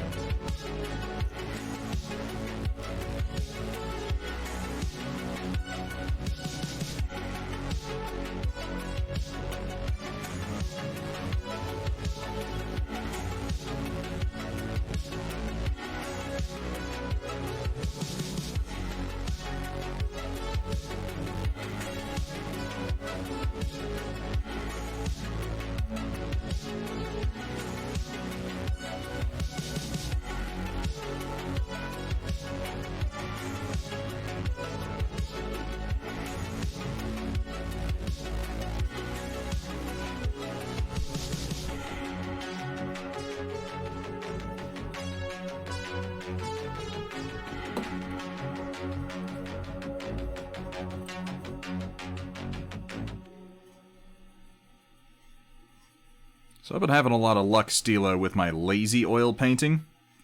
of just taking really, really thick paints and almost dry brushing oils. Like, obviously not really dry because you can't get a dry brush with an oil, but similar technique.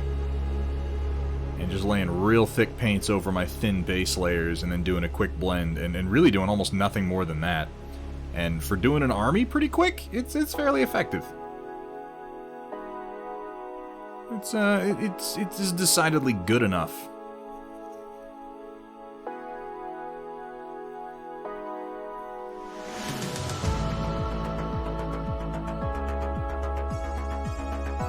Even it out with a bare blending brush, you know, but for the most part, don't worry about the details.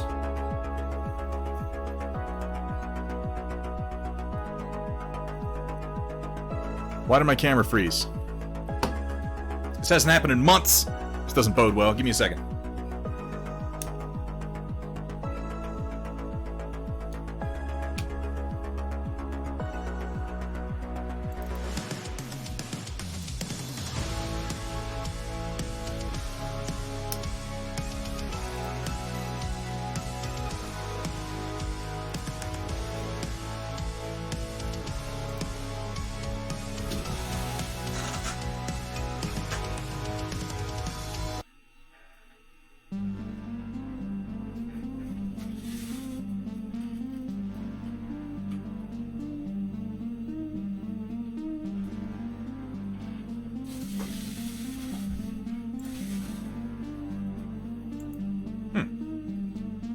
We've gone a good long time with that not happening. It happens out of nowhere. God knows what that means.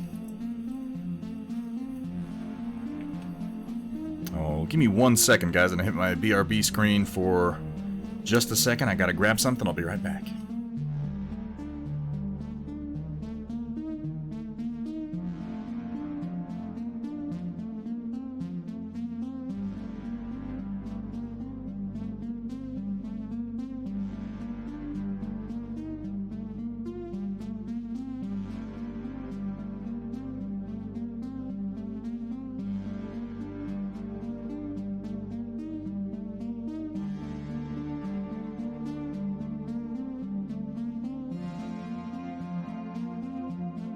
There we go. Just had to knock down the thermostat a bit. I'll tell you, 4 printers going in what office? It gets toasty.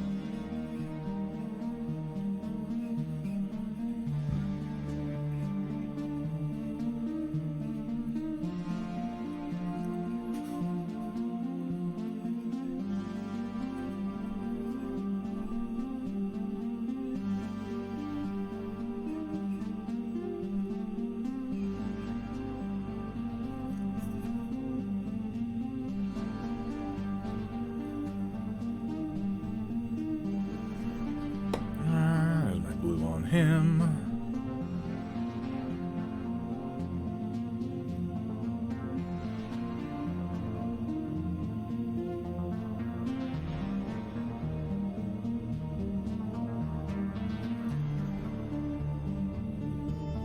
little bit more here. Just blocking in some real broad highlights, and then we'll come back in and just blend them out right quick with a bare brush.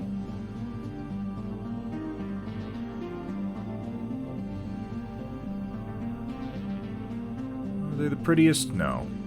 You know what? They will do.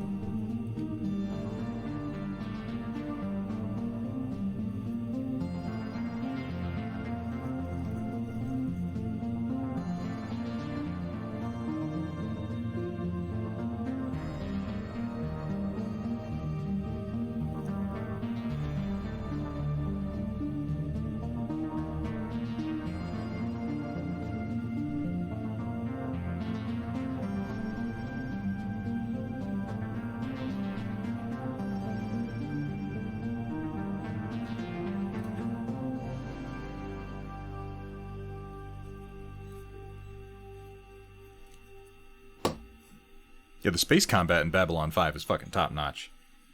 I don't use that as a big argument in its favor, just because I feel like Stila is less of a, you know, sci-fi, military, robots and starfighters nerd, and more of a story nerd. which is fair. But she is a nerd. Be under no false pretenses.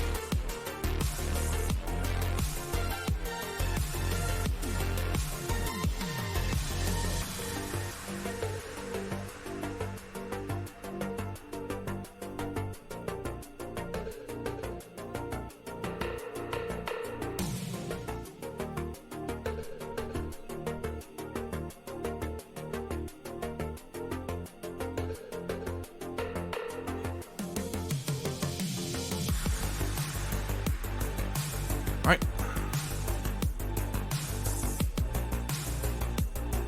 Rinse this brush a little bit. Let me grab a freshie and let's just do a little blending out.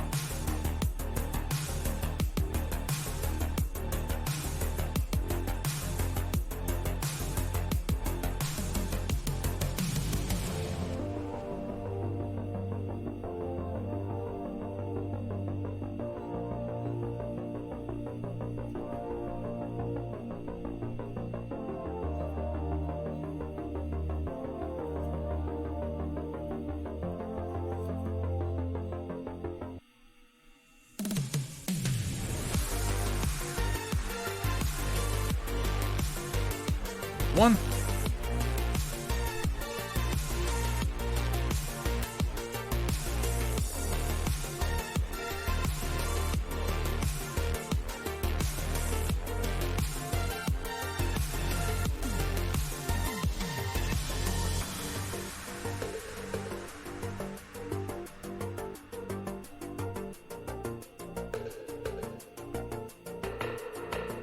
And another. Oh, get these up here.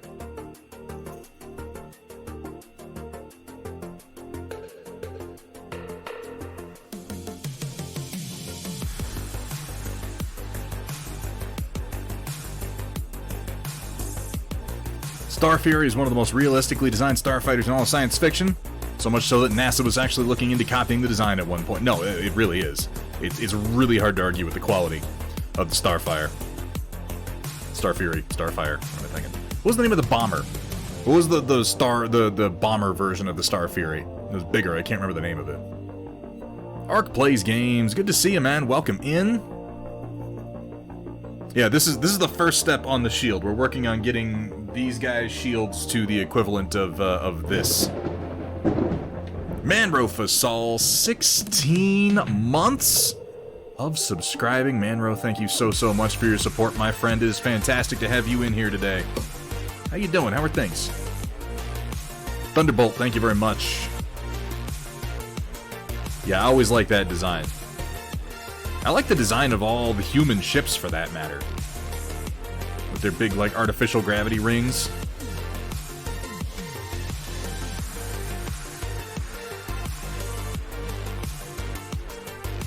I hope that it was helpful, Manro. I give, you know, I give what feedback I am able.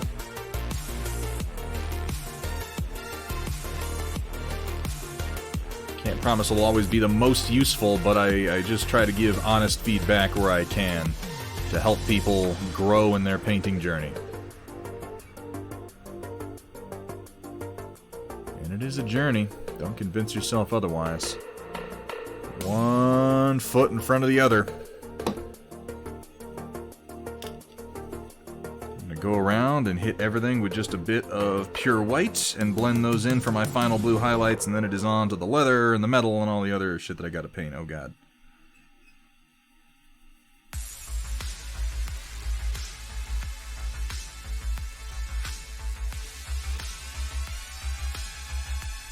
Now we don't want much. We just want to hit a couple of spots, really. We want the paint to be fairly thick because it's going on to a thin coat.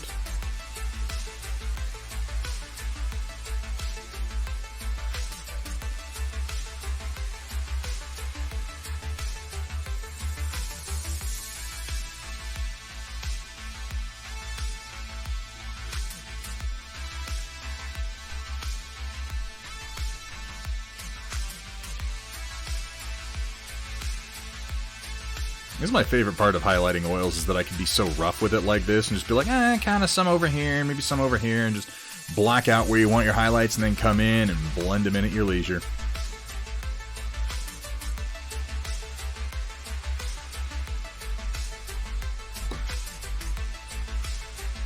Made affiliate Arc Plays games? Fuck yeah, dude. Congratulations.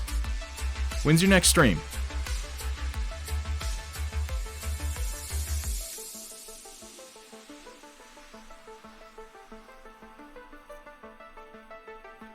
Have the rest of the castigators set to finish. Hey man, get after it.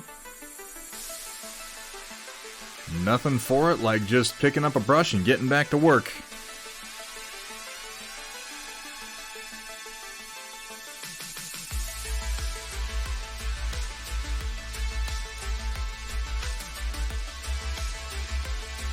Ooh, I'm excited to see that, Matthew Steiner.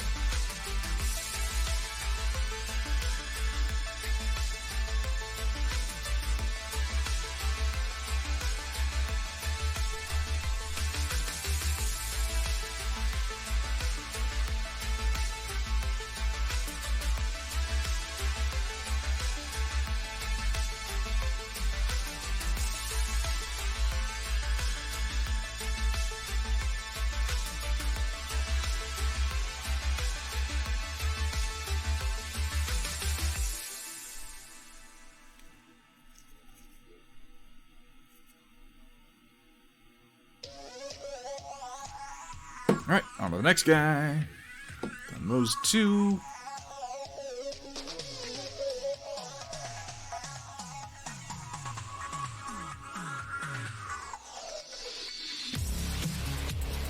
A bit in here. Not too much on this guy. Nothing crazy. Nothing crazy, or maybe everything crazy. I don't know, we'll find out.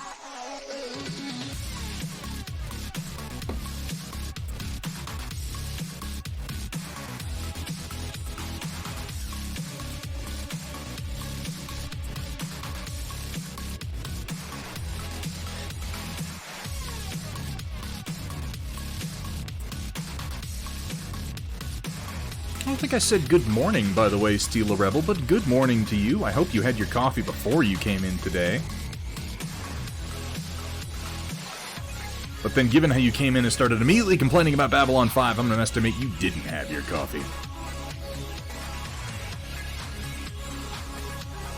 Cue the part where she points out, I brought it up. Well, that is your faulty memory. You're definitely the one who brought it up. By being wrong about it.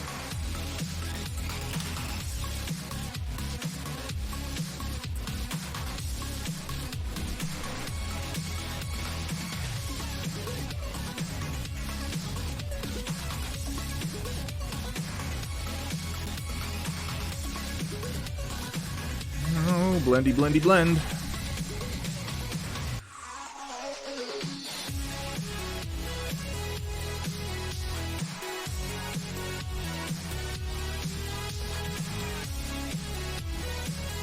No, that didn't happen. See, you probably hadn't had your coffee yet, and that's why you think that happened. But that's not like me at all. I would never call on my chat community to gang up on some innocent streamer just for having a offensively wrong opinion about a beloved piece of science fiction. That's not like me at all. Chat, back me up. Tell Steela she's wrong. En masse. And yell at her. I mean, just say she's wrong. That's fine.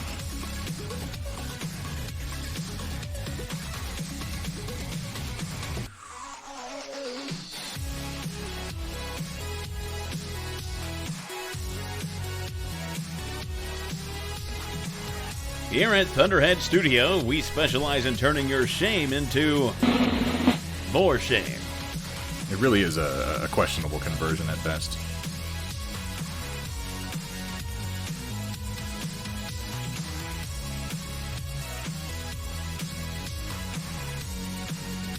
Yeah, people keep showing up, so I got no explanation. No, you're remembering that wrong, Kursala. Chat, gang up on Kursala now. The good news is nobody fucking listens to me, so it's pretty harmless at least, right?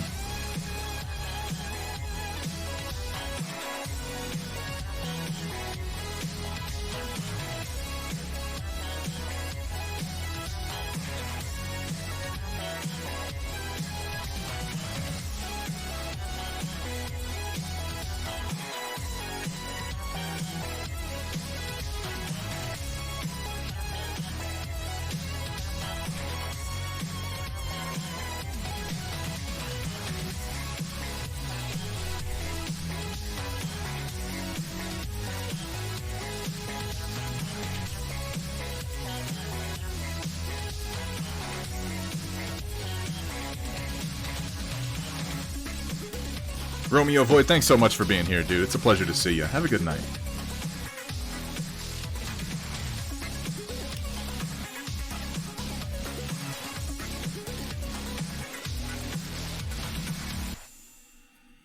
Alright, what next? Linen. Let's get some yellow ochre kicking. Excuse me. I have a mixer.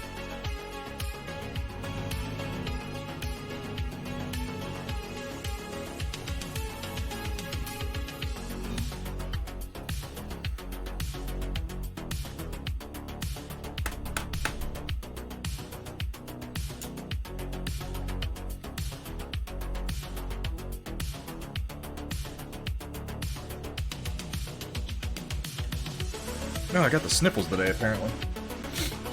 Ah, excuse me. How attractive.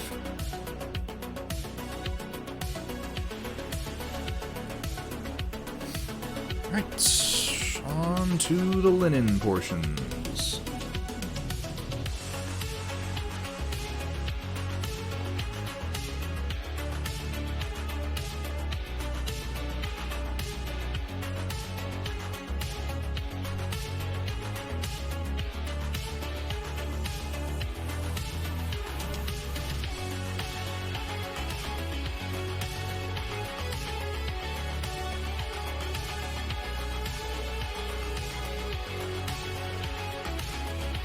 Again, using a pretty damn thick yellow ochre here and just being real fast and loose with it. Works pretty decently if you've got a decently textured model.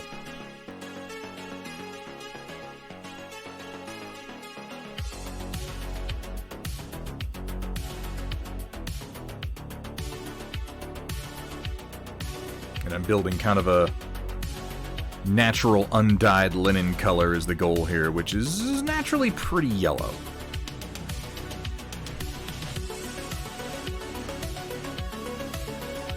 There's going to be white that goes in after this, but this is... I'm trying to limit each painting point on here to like 3 quick steps. So we got our pre-glaze, we got our yellow, then we're going to have some white, and then the linen's going to be done.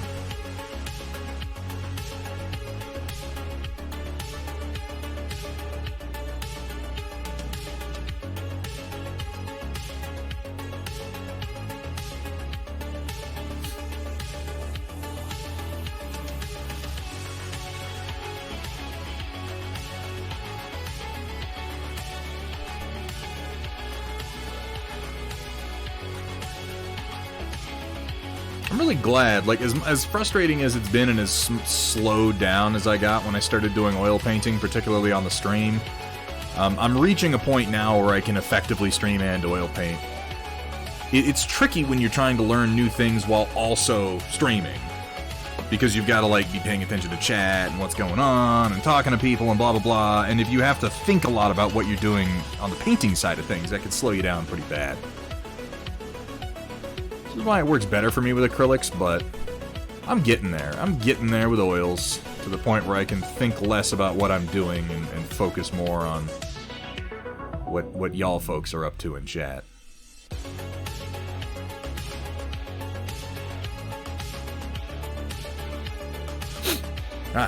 My nose is super itchy today, you guys. I'm sorry.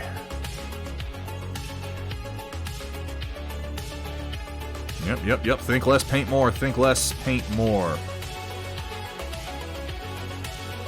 Oh my god, so itchy. Hang on a second.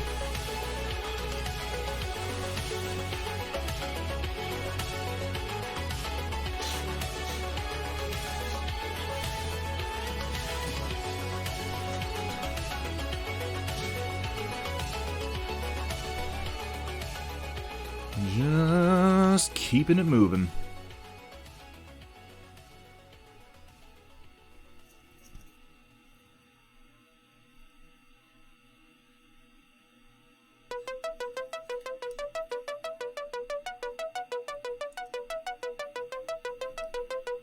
It doesn't need it so much, Mom. It's just itchy. It's just itchy. Besides, I want to save the really good boogers for just exploding onto camera. Obvious, like, that's gonna be the fucking magnum opus of my streaming career, is sneezing directly into my face cam. You wouldn't want to rob me of that. Come on.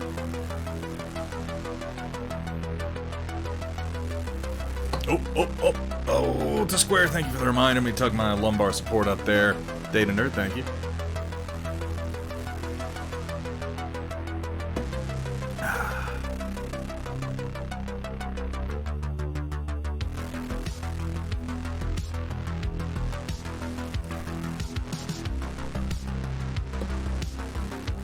On to the third guy.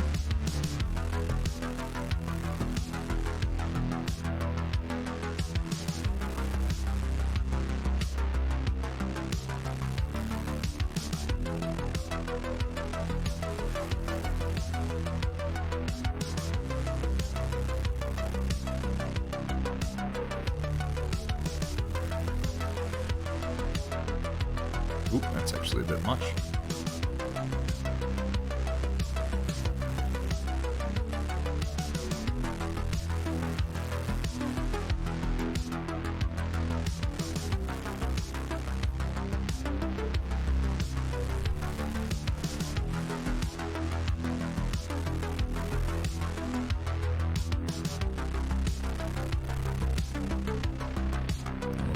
Down here, leave some space for the leather straps to get with Terra Rosa, because Terra Rosa does a great job of building up flesh tones and leather.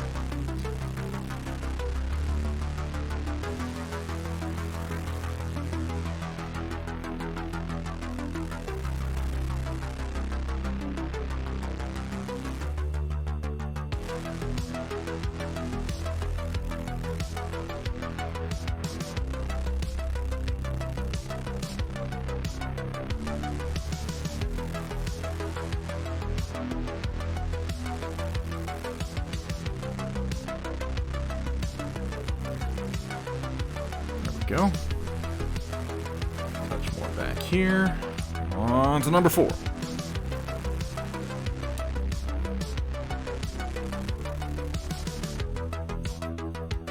What's everybody watching right now? What's on TV? I've been watching a bunch of old stuff. I'm doing Bosch, which has just been on for fucking ever, and I've been out of the loop on it, but it's done now at 7 seasons, so I feel comfortable really digging in, starting over with season 1. Sumitha was kind enough to gift me with IGPX, which I have unboxed, and I started watching a little bit of while I was working on my bases last night, and yeah, I'm gonna enjoy digging through the rest of that. I'm getting excited for the new Doom Patrol. I've already mentioned that. I think we're going to be, as I said, doing a watch party of that, so if you haven't watched it, stay tuned on the Discord. Watching a lot of YouTube as of late. History Channel's releasing my favorite childhood shows for free. Nice. Watching MXC. Watching Evil on Netflix while working. Ooh, what's Evil? What's that German time travel show on Netflix? What's it called? Dark. Ooh, I finished watching Dark after the last season came out. That's a good show. It is one of the better time travel shows I've ever seen. Well, to be fair, most time travel shows are fucking garbage, but this one's really good. It's at least a time travel show that knew where it was going to end before they started writing it, which I think is pretty damned important when you're talking about time travel shows.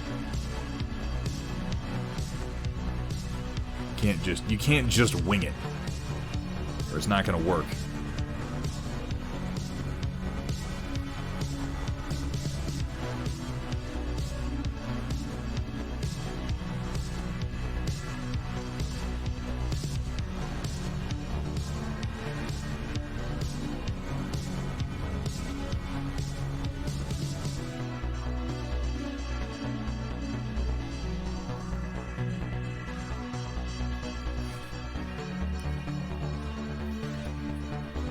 Just finished Lucifer. How is Lucifer? Everyone seems to like that show. I haven't watched any of it.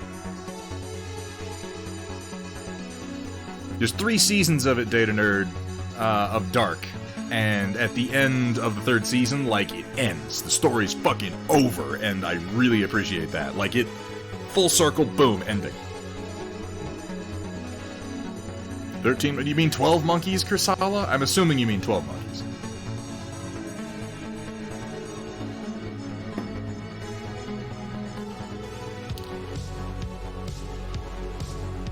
I don't think I ever finished watching the TV show version of 12 Monkeys. I was a big fan of the movie.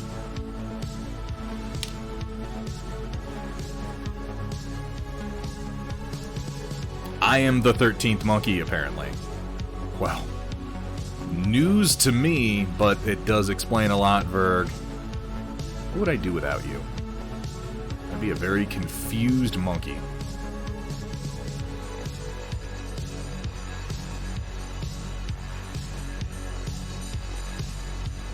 I've been continuing to dig through the backlog of Red Letter Media movie reviews lately, and I finally came upon one, and it's an older one. The first one I watched where I was like, guys, what the fuck are you talking about?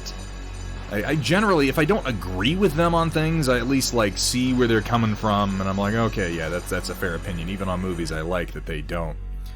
But they did one a number of years back for The Cabin in the Woods. And I was just so thrown by this review that they did, because they're talking about it, and they get to the part where they're talking about the elder gods and the overarching plot of the movie, and they're like, oh, that didn't really work for me, it should have been this thing, it should have been the other thing, the rules of the gods aren't really explained, and I'm just like, guys, the elder gods are you. That's us. In the context of that movie, the elder gods demanding sacrifice are film-going audiences who pay to see movies. That's what they are. That's why, like, that was the reason. They're like, oh, why do they want people to die in these specific ways? Why do they demand these archetypes? I'm like, they don't. You do. That's the joke. That's the movie. It's a meta-horror comedy about horror movies. And somehow this point just completely escaped them, and I was like, wow, they don't usually miss things like that. Well, yeah, but this is different. This is different, Walter. You know, you're like, what is dead may never die in strange eons when even death may die. Well, I just combined Game of Thrones and the Cthulhu mythos there. That wasn't good. I was talking about the Red Letter Media review of Cabin in the Woods, which, I fucking love that movie. I mean, their review was fine. I'm just saying they don't usually miss obvious things like that, and I was surprised. Like, I don't understand how you could misinterpret that movie. It was so on the nose.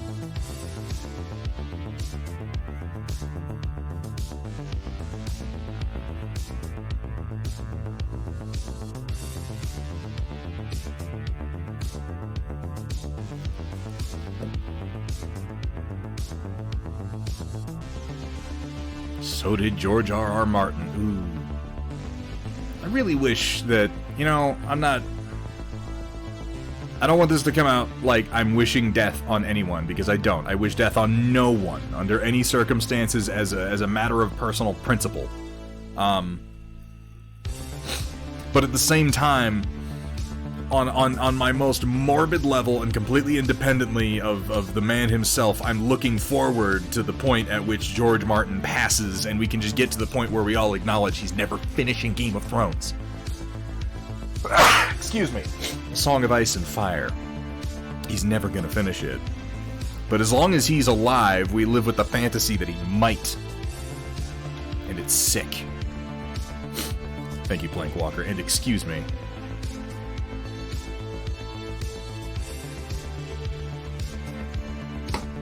Is anyone in the world excited for the Wheel of Time TV series that's coming out? Because I feel like I'm the target audience and I couldn't care less. They just released like a teaser trailer for it and I'm like, oh, that's a thing, and I just skipped right past it.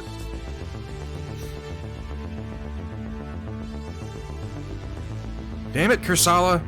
You're probably right. I should. Give me a minute. Give me a minute. We're going to be starting the Storm Report soon. I got to do one thing before we do, okay? I'm going to do my white highlights on this linen, and then I'll go take a quick bio break. We'll come back. We'll do the Storm Report. How about that? How's that sound?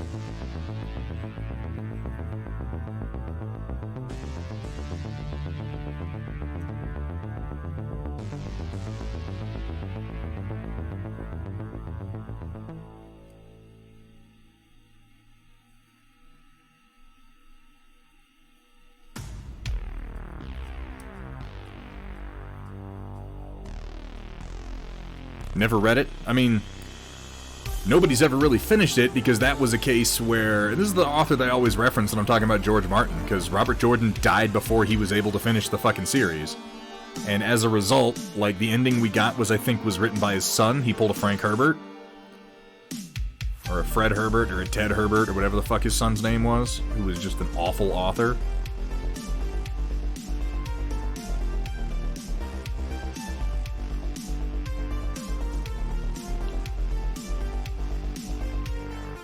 So we will never know how Wheel of Time was supposed to end, but now they're making, like, an Amazon series out of it, I guess? Woohoo! Yay! Who gives a fuck? It's gonna be a weird era as we have all these shows coming in to, like, capitalize on the faded popularity of Game of Thrones after that left such a sour taste in everybody's mouth. But the projects were already in the works, so they're gonna, you know, continue to trundle forward on the inertia of money.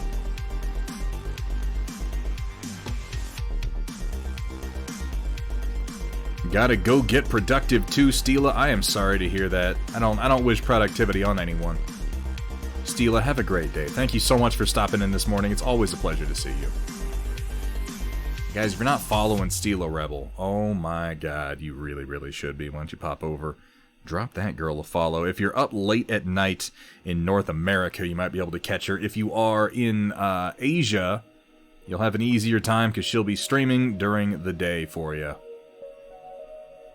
Amazing painter, does a lot of work in oils. She actually finishes models, which is, I know, pretty amazing. We don't, you might notice we don't do that here.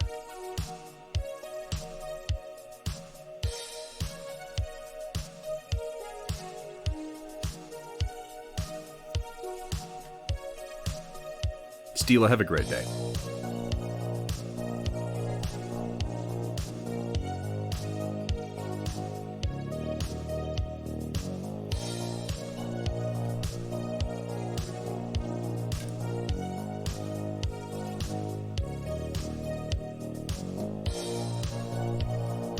I've seen you finish a few. Well, let's not go getting people's expectations and hopes up for Gadarum.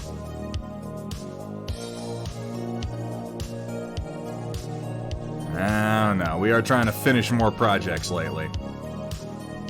And my painting has been speeding up as of late.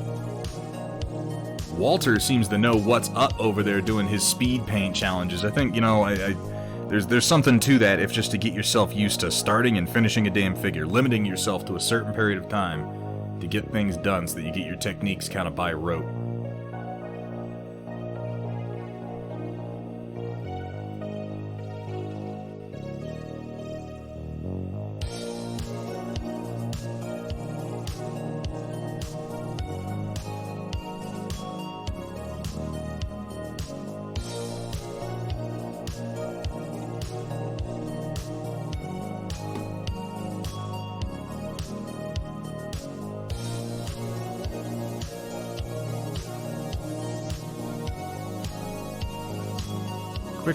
Quick highlights. Don't think too much about it, just put them down. Put them down and move on.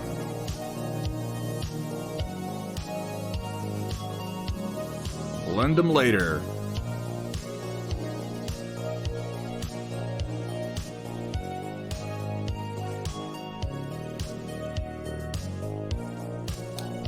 Alright, let's come in and blend these out.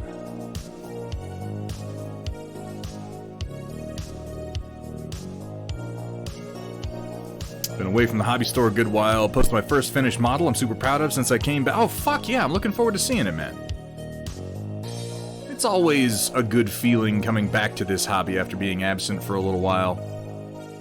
Getting back into the swing of things, seizing that enthusiasm that can be difficult to keep hold of when you're just painting day after day after day.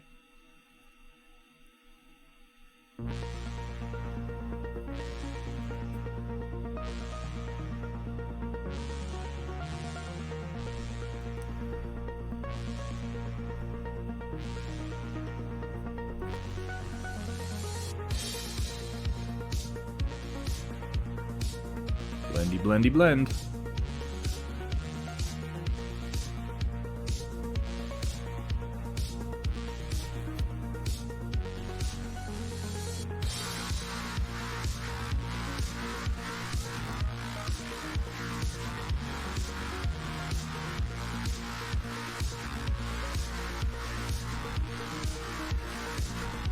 And a very good evening to you, Teal Security. How you doing today, man?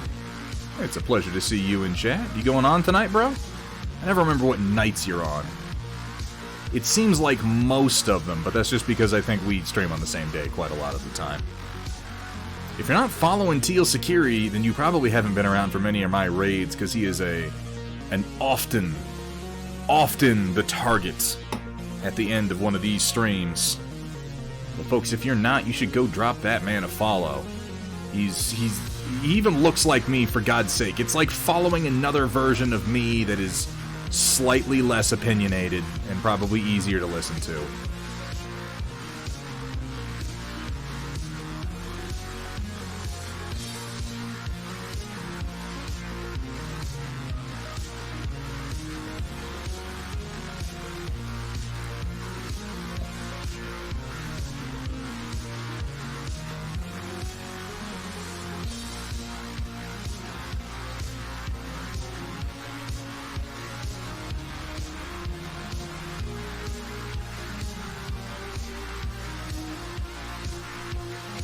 Oh, we're not doing the Loki thing, Sheza. Though if he is, he's the robot version. Not on tonight. Sunday, Monday, Wednesday. Okay. Yeah, we're always crossing over on the Sunday nights, certainly.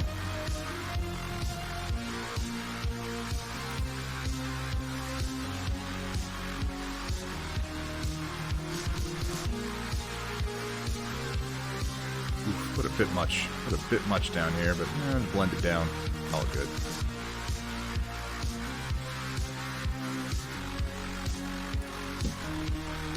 That is 1 and 2 and 3, and I've done this guy. Excellent, excellent, excellent. Let me clean my brushes.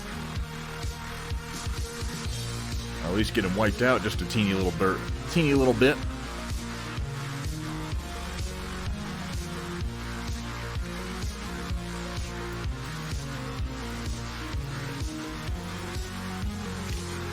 We only had kind of a short stream tonight because I wound up getting started late.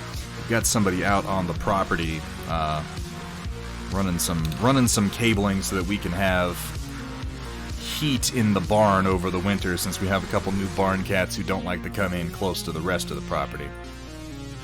I would accept that. I would accept that, Rio. That I am in fact the bizarro version of Teal Security. That makes sense to me. That pans out. That all connects.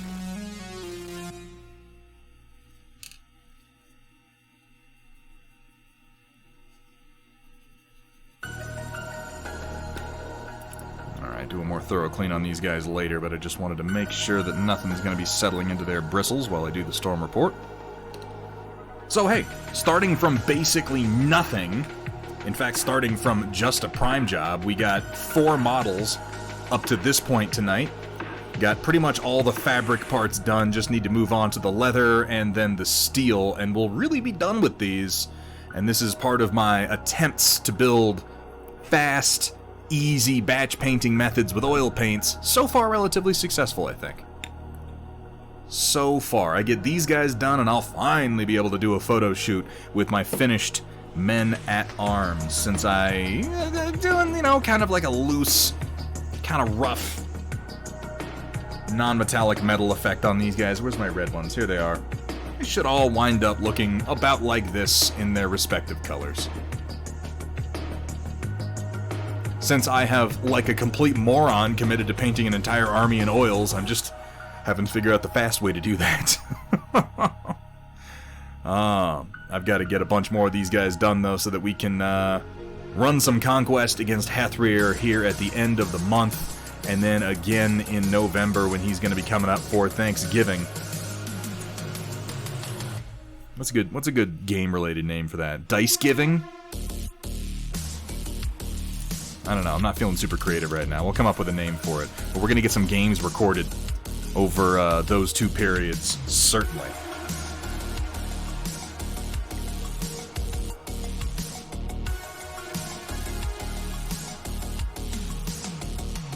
Alright, close up my little oil palette that I've got here.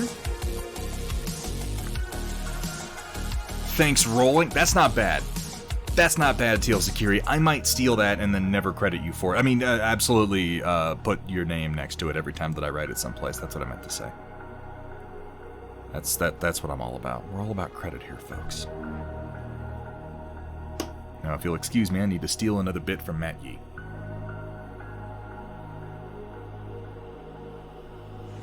Alright, give me just a minute. I'm gonna stretch my legs real quick, take a quick bio break, blow my nose, because that's been bothering me for a little while. When I get back, we're gonna go right into the Storm Report and see what you guys have been posting over on the Discord. I will see you in just a minute, folks. That's too sexy. It's too sexy for Gotta Run. We can't go, we can't steal that bit. We'll ruin all of Twitch, okay? It'll just be desolation. People with 4 or 5 buttons undone. We've already been through this with the hot tub streams. Let's not start another downward trend, okay? I'll see you in a second.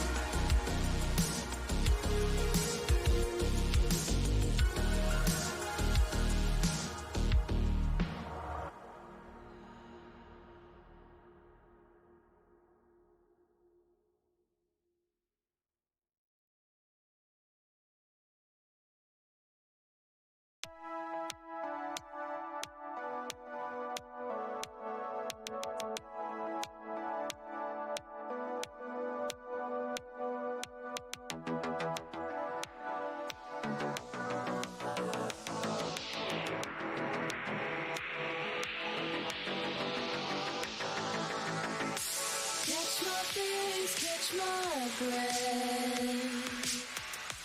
Finally catch a break after so long. Find a way of cheating death. Find a realm, find a world where I belong. Give me a chance, give me a way to regenerate. Give me a new reality. I realize it's a new world, it's a new day, it's a new day, it's a new day, new day.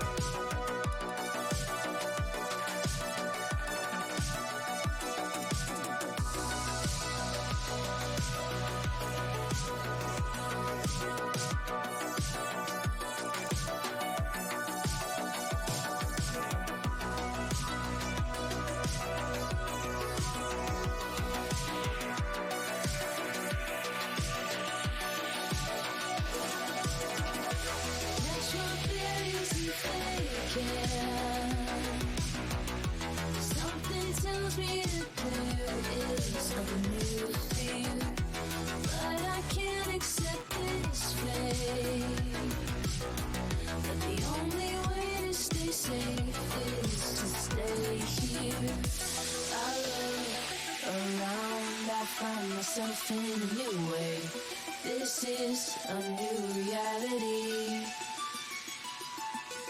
I stand to chance, it's a new world, it's a new day, it's a new day, it's a new day.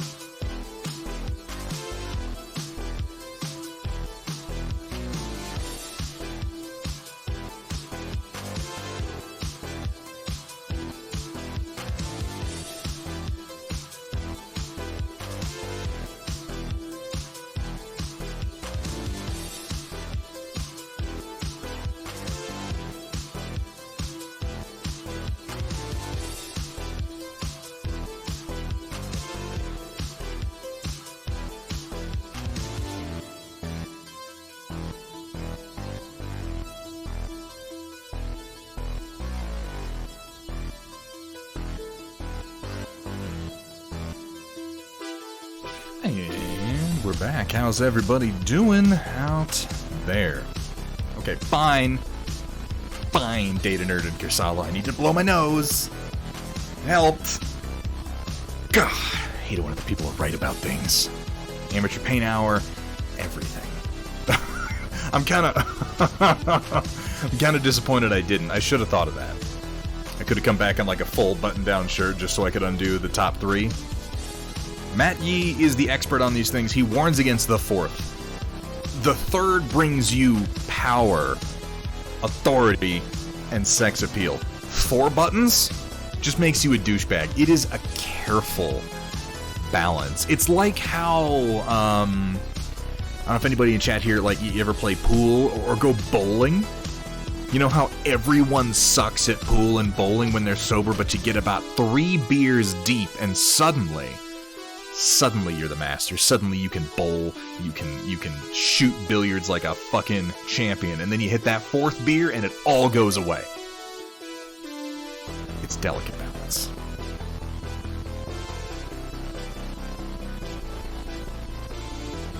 This has been your little bit of Thunderhead wisdom for the day.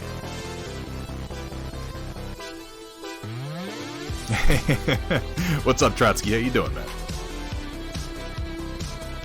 3 beers deep and suddenly you can curve bullets, just like my favorite James McAvoy movie, Split.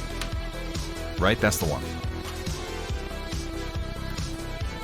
Alright, let's just roll right on into the Storm Report and see what you fine people have been sharing with us since Sunday. Alright, locusts and gentlemecks, get ready to feast your eyes on glowed paint and wet palates with the occasional culinary atrocity thrown in on tonight's Storm Report. Brought to you by viewers like you.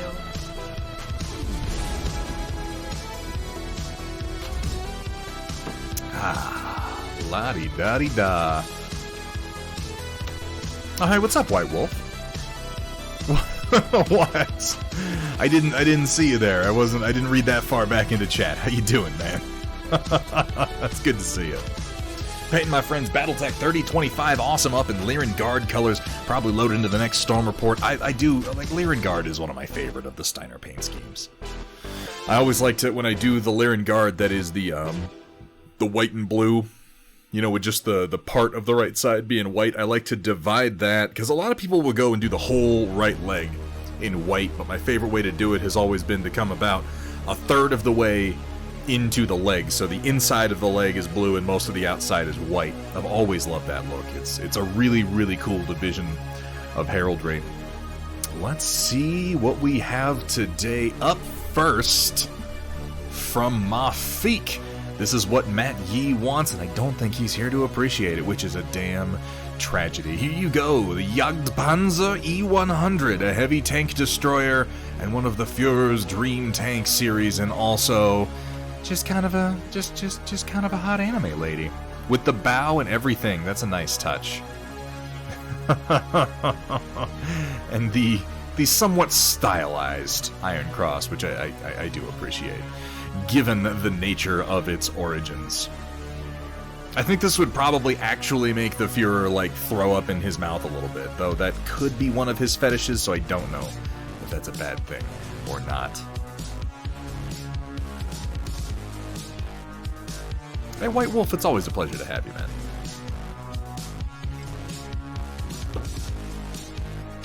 I like the bow. It's the combination of curtsy and bow. Why, hello, gentlemen, with the gigantic fucking a cannon so big it doesn't even fit on the damn paper at this point.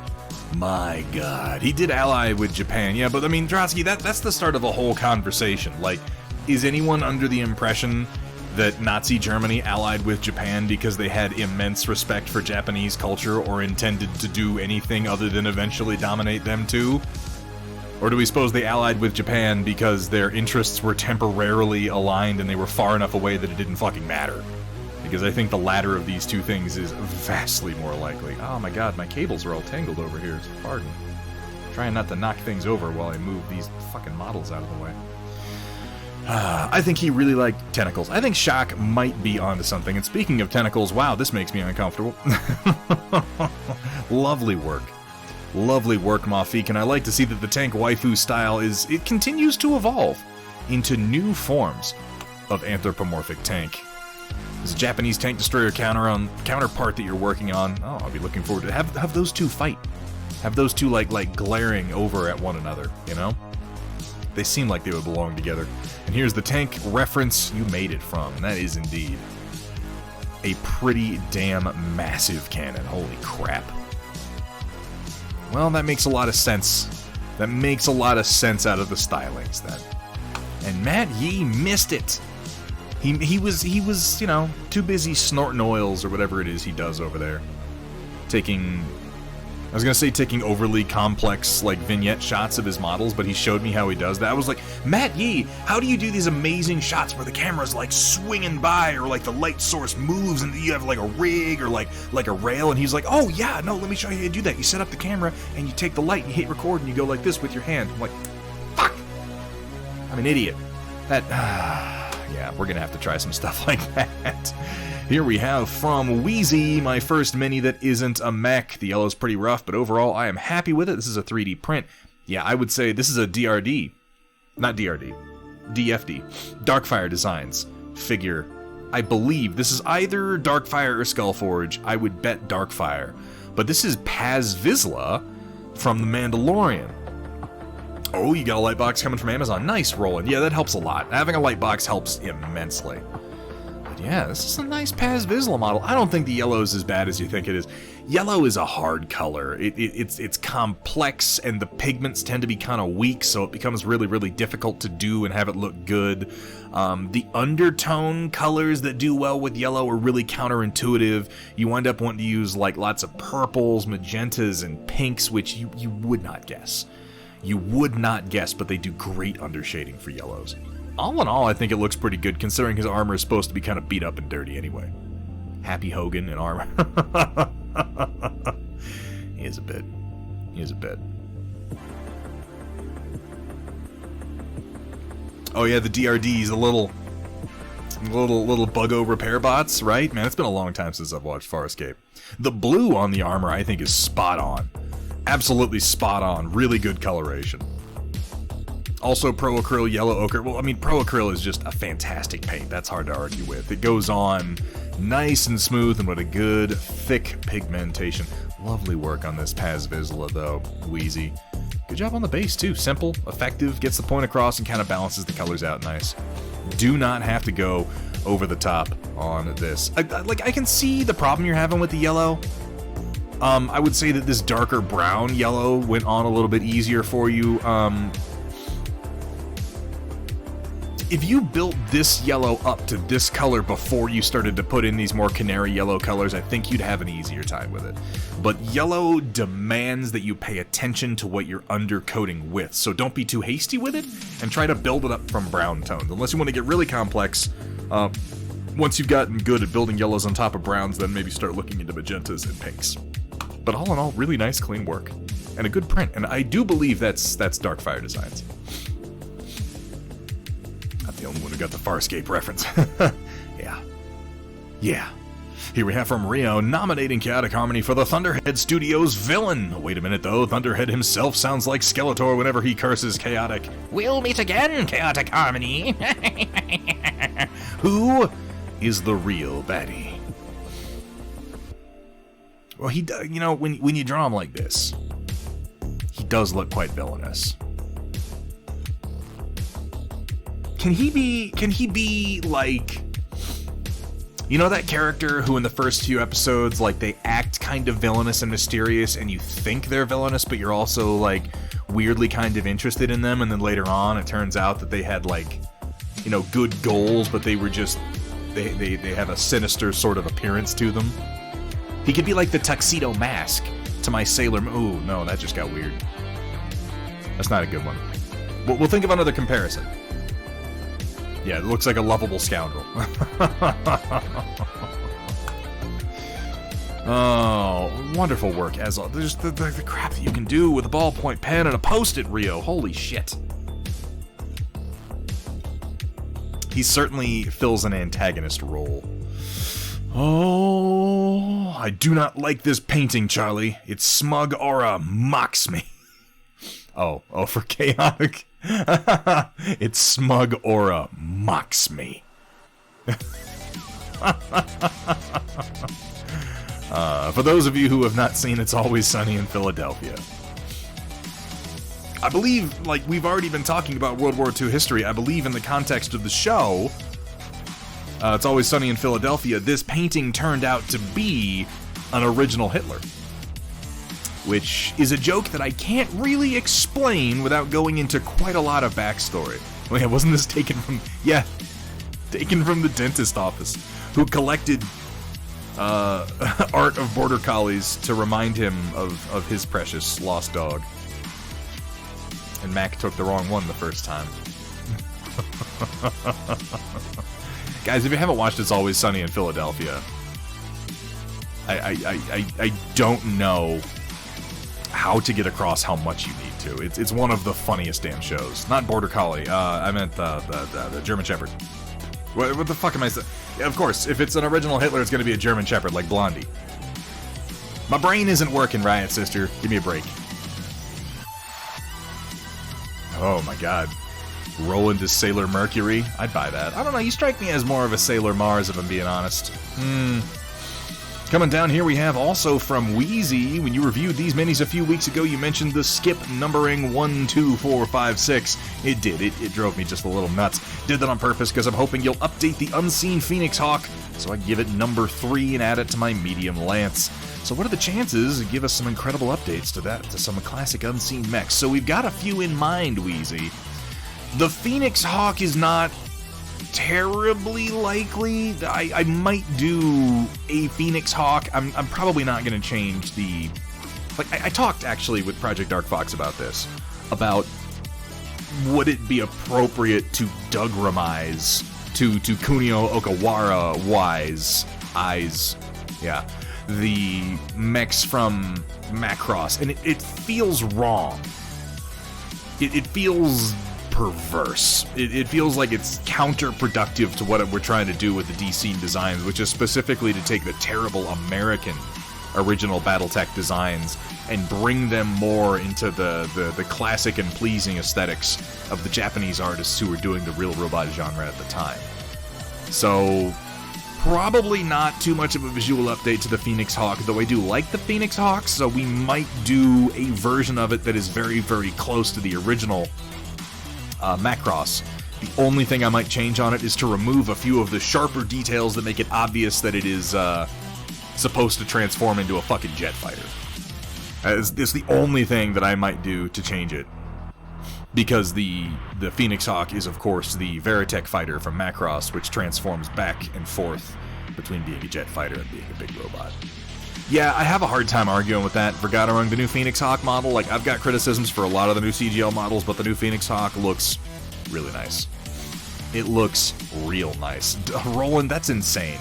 This will lead us down a dark path. Let's not do that. I don't think I mentioned, by the way, guys, between streams, we broke 1,600 followers. I don't have any confetti ready or anything like that, but I wanted to mention it because, holy crap, that's fucking awesome, and thank you guys. Yeah, I don't see that happening. But, I'm really, really digging these paint jobs on the classic Dungram. Oh, man, that's a bad one. Dugram-styled figures. I need to release the updated Shadowhawk, because I've redone this guy. Changed the number of... Oh, God! Changed the number of details on it. Just to make it a little bit sharper, a little bit more interesting, and made the weapons a little bit more anime accurate. Let's not make that a thing. Leoficate all the battle mechs. See, to Square, he gets it. Here from Sheza, that face when you forgot it's your aunt's birthday, so you wake up at 5 a.m. to paint this for her, and it's in her window now. Yeah, impressive speed on this one, Sheza. Lovely use of color. Considering, yeah, this was totally smooth, so the eye and everything is simply painted in. 3D printers are magic that way. I've done similarly with a couple, like my parents, like my mom had a birthday, and I completely forgot about it.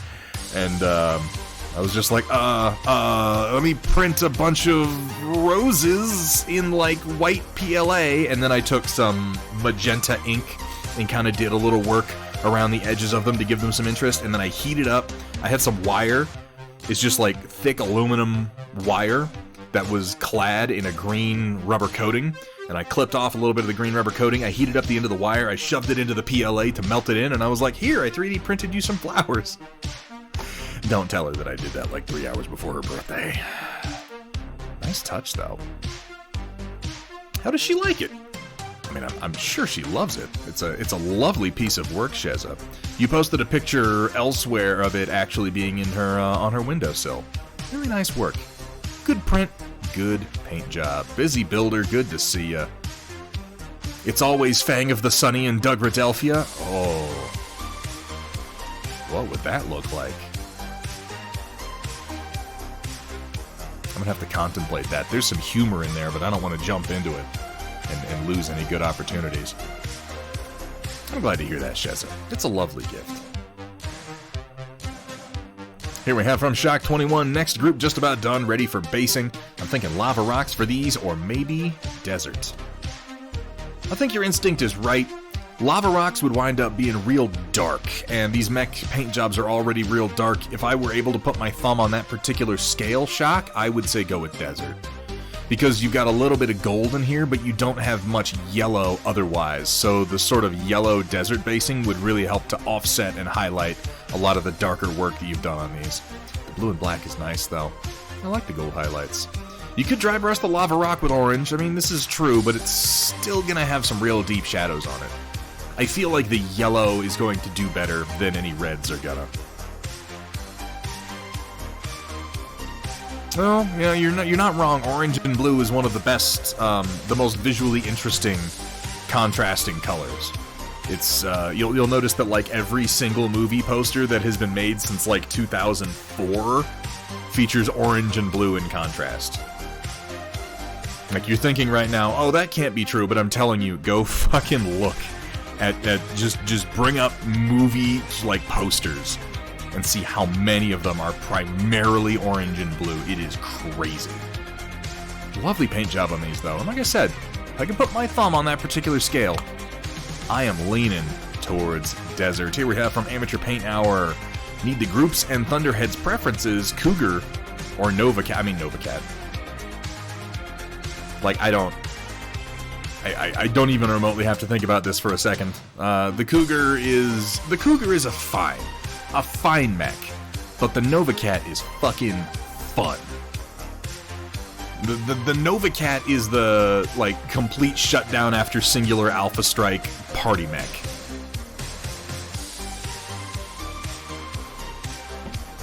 But, you know, feel free to let them know which one you would prefer, chat. I want to see. I don't think I've seen anyone paint one of the new Novacats yet. I've seen a few of the Cougars, but none of the Novacats. Originally wanted to use lava rocks, had the same thought that desert would provide better contrast. I think it will, Shock. I really do. The P is for party. Cougar tends to make Papa Roach play in my head. Oh my god. Oh no. Oh, Mech Assault. Oh god. Yeah. Here we have from Roland Barbacoa and Carne Asada Tacos from Taco y Tequila, a local taqueria. Oh, damn, those do look good. Oh my god, I miss having access to good Mexican food, you guys. We have an okay place here in the little town that I live in, but it's not the same as living in Texas. We can go outside and throw a rock in any given direction and bounce it off of at least 2 Tex-Mex joints. I don't know what it is. Coloradans do something weird to Mexican food, too. Like, you gotta hunt through the different restaurants, because about 2/3 of them are gonna be this weird southwestern fusion super try-hard bullshit. And I just want simple Mexican food, you guys, and I don't know why we have to overcomplicate everything and then charge way more than it's worth, but that's something we do up here, so yeah, I'm not, no, to Square, I see it and I hear it in my head, but I'm not gonna read it, I'll tell you that much. Casa Bonita's reopening soon. Yeah, Trey Parker and Matt Stone bought Casa Bonita recently, and they're apparently gonna be reopening it, and I sincerely hope, and knowing the things that they've said about it, and the episode that they've done with Casa Bonita in it on South Park, I think that this is what they're gonna do.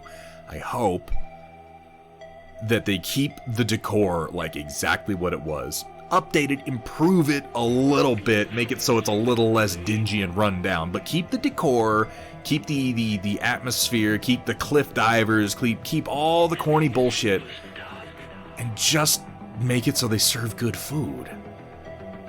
Because the food there has been inedible for well over a decade. They are improving. The food was... Okay, yeah, that's what I thought I heard, and I'm glad to hear that. When they reopen that, I'll go check it out. Like me and everybody else. I'm sure I'll be waiting in line, but yeah. I think that's the best thing that could have possibly happened to Casa Bonita. Here we have from Amateur Paint Hour, and for my creative post, the work for the perfect easy snow bases continues. I think it's better. I want more snow and ice feel. Debating adding a blue wash. Think the mistake I made was blue before gray. Should have done gray then blue. A little more definition on the rocks as well, and make them a different color in the future. Snow and ice is definitely tricky. You don't want the blue to necessarily be...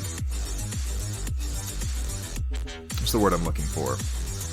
You don't want the entire thing to be blue. You kind of want zones of blue. And I feel like if all you did was come in here with like an ink wash in a sort of a cyan, like a cool blue-green, and did a thin ink wash in like some waves, almost like an aurora borealis, and then came back over it and dry brushed white again to even out the tops, I think you'd get kind of like, because, you know, you're thinking sunlight hitting dunes of snow, it's going to have shadows, and where the light is hitting is going to be blue, and then where it's shadowed is going to be more of a gray, less vivid. So if you can get that sort of like wavy effect, that shadowed dune effect, I think that would work pretty nicely. But it's always tricky. Painting ice is definitely tricky. You can overdo the blue very easily, so I would just say, you know, less is definitely more. I like the overall design of them, though. I think you're definitely on the right track. And I'm going to be paying attention to this because I need to do a snow base for that Bane 3 that I painted, and I still haven't decided exactly how I want to do it. Really nice work on those, Amateur Paint Hour. Here we have from Cybran Knight, Metalcore Collectibles. Today is a big day for the Oxen. Starting off, internal combustion engine vehicles have their merits, but sometimes you just need a bit more endurance. So here's a fusion-powered Oxen alongside the classic ICE version. Ooh, got that reactor. I like the smokestacks. I really do. Like, don't get me wrong, this looks good. This looks arguably more sci-fi without the smokestacks, but this is just such a... It's such a classic look. It's so evocative of the evolution of, like, the Mack truck, you know? This is such a cool piece, and I cannot wait to get my hands on some of them. Differences on the sides, too. Oh, yeah, okay, I can see that. Slight changes. Looks like, what, cooling vents I'm gonna go with? Which, if it's a fusion engine, yeah, that would make sense. And what's the point of having two tractors if you don't have two trailers? That's pretty cool. I like that it's sized so you can fit a couple of these, what do we call them? Streakers? Is that what these guys wound up being called?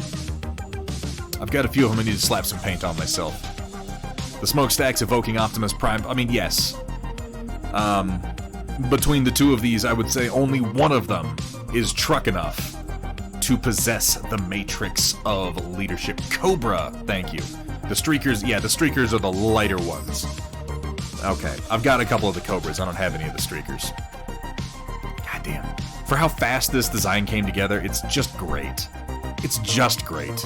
You and Sumitha work so damn well together, and thank you for sharing your work with us today. Guys, you can always, by the way, see more work from MCC, from Cybran Knight by hitting !Metalcore in chat. That'll give you a link over to his website. If you're into 6mm sci-fi at all, Battletech, or any other similarly sized games, go check out MCC. Some of the best damn proxy mechs I've ever seen, and some damn great vehicles with lots and lots of options. Here we have from Sumitha, Operation Lancaster / MCC Thunderhead exclusive preview with special permission from Data Nerd. 3 pictures. When Beep Beep just doesn't quite cut it, I present today the Omniscience Command Vehicle. Man, what a name. Based on the ubiquitous Oxen heavy hauler, Dreadnought Interstellar Industries' Omniscience Command Vehicle is heavily armored and capable of surviving multiple Class 20 autocannon hits from any direction. Jesus Christ. It's capable of withstanding a fucking meteor strike. It is equipped with an array of 7-point defense machine guns and a forward-firing medium laser. In addition, it's defended with a roof-mounted anti-missile system and advanced electronic warfare suites. Aboard the trailer are facilities to command and even feed a battalion's worth of troops and support personnel, while only capable of a maximum speed of 64 kilometers per hour. This specially designed bulldozer blade ensures that little will slow down this 80-ton, 24-wheel beast. Oh, so it's like that truck from Indiana Jones in the Kingdom of the Crystal Skull. Sweet! It was a pleasure to work with Cybran to design this angry-looking machine. I'd say it turned out pretty damn well. We tried to make sure that every greeble on the entire model made sense and had some mechanical reason to be there, right down to the railings on the rear ladders, the highway-friendly marker lights on the roof, and the sides, which largely match the Oxen, the inlet and outlet vents on the trailer, and the floodlights above the trailer doors on the sides and the rear. And see, this is why I think I get along with you guys so well. A lot of people don't give a shit about that. And most of the people who buy it are also not going to give a shit about that sort of thing. But it's part of my design process when I do things like I can't have balconies that people can't get to without a door. When I'm making buildings, I'm thinking about what the internal layout would look like, and like where the offices would be and where the elevators would be, and it's totally unnecessary. It really is, but we make things that we love, you know? We make things that we love. I'm not necessarily making things just to sell them to people. I'm making things because I want to have them. And if I'm going to have them, I want them to make sense. Look at this big bad son of a bitch. Oh, man. Oh, I do like this. I love the little intake vent here. That's a nice touch. How it just kind of drops in. A little gun turret sticking out the sides. Little man door all the way down here, dropping down between the what would these be called? The axles. RV inner sphere style. Hell yeah, it makes me want to go fucking off-road, not off-road. RVing across the country in it. A touch of Mad Max, a dollop of Death Race, and even some inspiration taken from Battlestar Galactica of all places. I can see that in the overall shape of the trailer. It has a similar profile to the Galactica with its sort of wide, flat nose. There's a fun little detail here. I like this. Some kind of little electronic/hydraulic interlink. Lots of pew-pews on this bad boy. Looks like we just sit on one side in this version, and a much more heavily armored cab. Do the wheels roll, Gear Falcon? Your standards are impossible. Trailer also features an onboard miniature fusion reactor, hence the inlet and outlet vents, so that it can remain fully operational when separated from the tractor in the field. Rear features a lift gate and armored lift door, and despite not getting them on the civilian Oxid Heavy Hauler, Cybern played the long game and got his wish to have gull wing doors on this instead.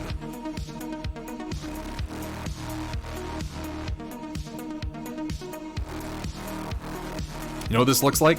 This looks like the cab just hit the trailer. And it's like, boink, flying up in the air like it just bounced off the dozer blade. That's what's happening in my head canon. It dropped it, turned around, and rammed it. I like the drop door in the back. I particularly like how it's obvious that this is, like, this door drops down, forms a ramp, and then you've got kind of a sliding, what's that word? Corrugated style door back here, the kind of accordion door. That's pretty cool. One single little rear-facing weapon right here, just in case you're following a little too close. We gonna do what they said can't be done. Really, really nice work on this, and always exciting to see more things coming out of Metal Core Collectibles. Thank you for sharing that with us today, Sumitha. I'm gonna have to get my hands on one of those as well. Here we have from Gear Falcon. Work in progress, still have the backpack and the shoulder guards. Working on that Tech Marine. That red is nice. That red is real nice. What are you doing for the shoulders? What chapter is this guy going to belong to, Gear Falcon? I don't remember what chapter it is you're working on. The base looks wonderful. God damn, the base is really, really nice. I say that because we've seen a better shot of the base. He did this before he put the Tech Marine on it. I love the work we have up here on the axe blade, by the way, the kind of coppery colors, and then we've got more of a silver color for the blade, but we have some nice deep shadows down here on the bottom. It looks like some warm tones mixed in. This is actually really well done. I like the color difference in the cybernetic arm, too. Haven't decided yet. Alright. Well, I'll be interested to find out what you wind up going with. That is a nice red. That is a real nice red.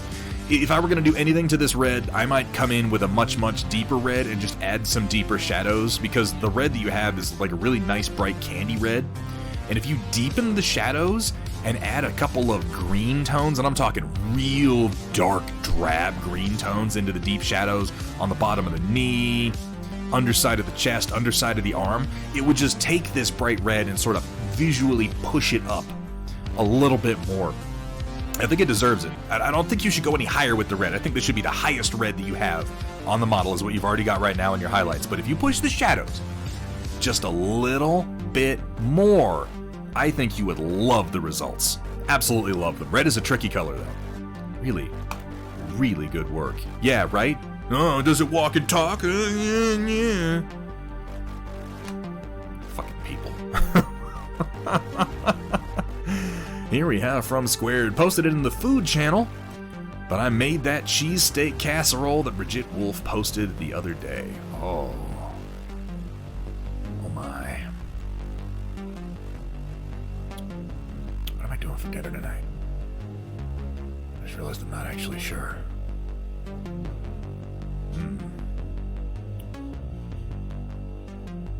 We should come up with another name for the storm report, since it seems like all this thing is for is just making me hungry most of the time. That looks delicious. I'm gonna have to check out that recipe. Also made said dish of doom. Oh, from White Wolf, we have another version. Oh, this one's been popular, eh? The Storm and Starvation Report. The Nom Report. Oh, monster nom noms? I like that, Trotsky. We could work with that. Oh, it looks so creamy and fattening and delicious. And I'll bet it was fucking amazing. Here we have from Placebo Pete, sharing some of those MCP figures. Oh, that's Plank Walker.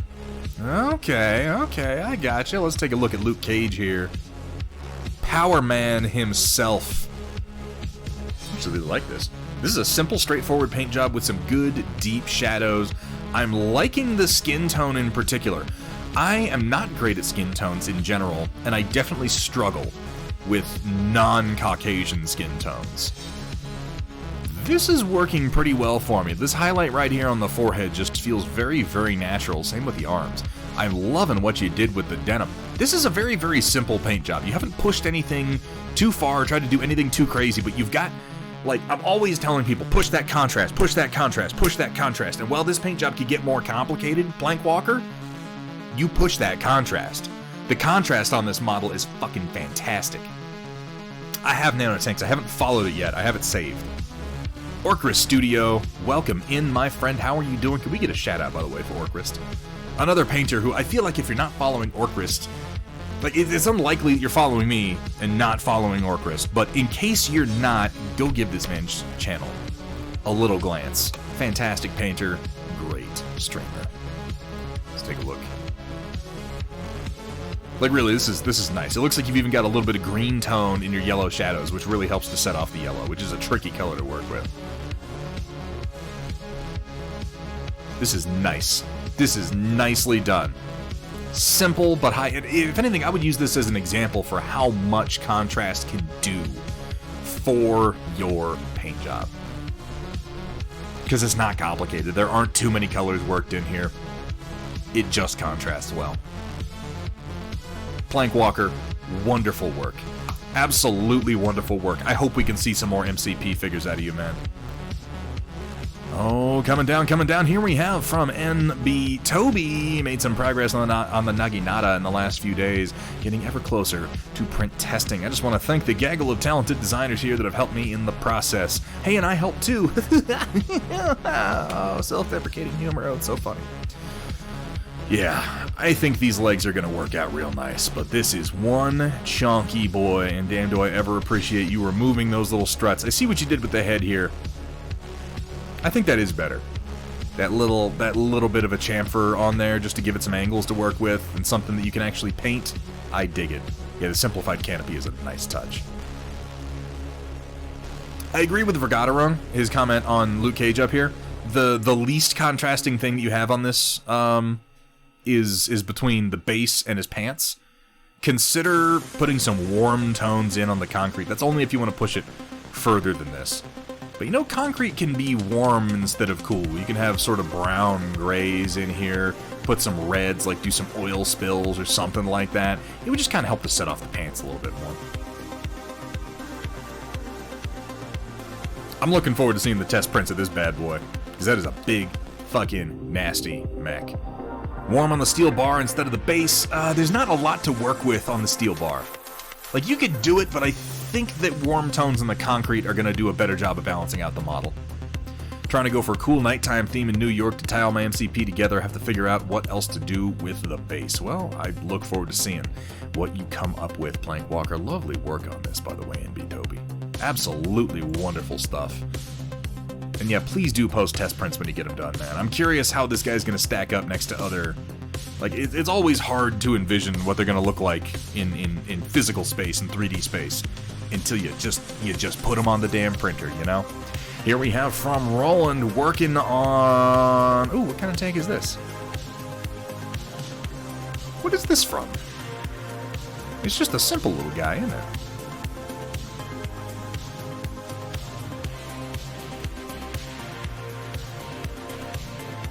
The green looks nice and smooth, and I love the purple highlights. Okay, this is one from DRD. Nice. Their designs really are... It is hard to argue with how simple and effective the DRD vehicle designs they've come out with in the last few months are. That looks really damn nice. Roland, I'm looking forward to you getting that. I'm looking forward to you getting that photo tent, man, because I want to see the Hell's Horses with some clearer, nice photos. And all together. Basically a not Rommel. Yeah, I was going to say, it kind of fits into that archetype, doesn't it? With the little launcher up here, and just the singular main gun. Well, it's a nice looking, fairly smooth paint job, Roland. Consider leaning into the purple with some, because man, some warm highlights, like some red-pink highlights on the purple would just set the green off so damn nicely. Like some magentas, if you got them. Ooh, that would look nice. Maybe something leaning into the fuchsia range. Huh? That could be interesting.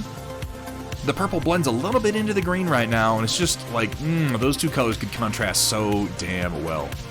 I would just be careful not to veer into the, like, Joker tank territory, because working with greens and purples can do that real quick if you're not paying any attention. Here we have from Colonel Matthew Steiner, from page 5 of the new Il-Clan book.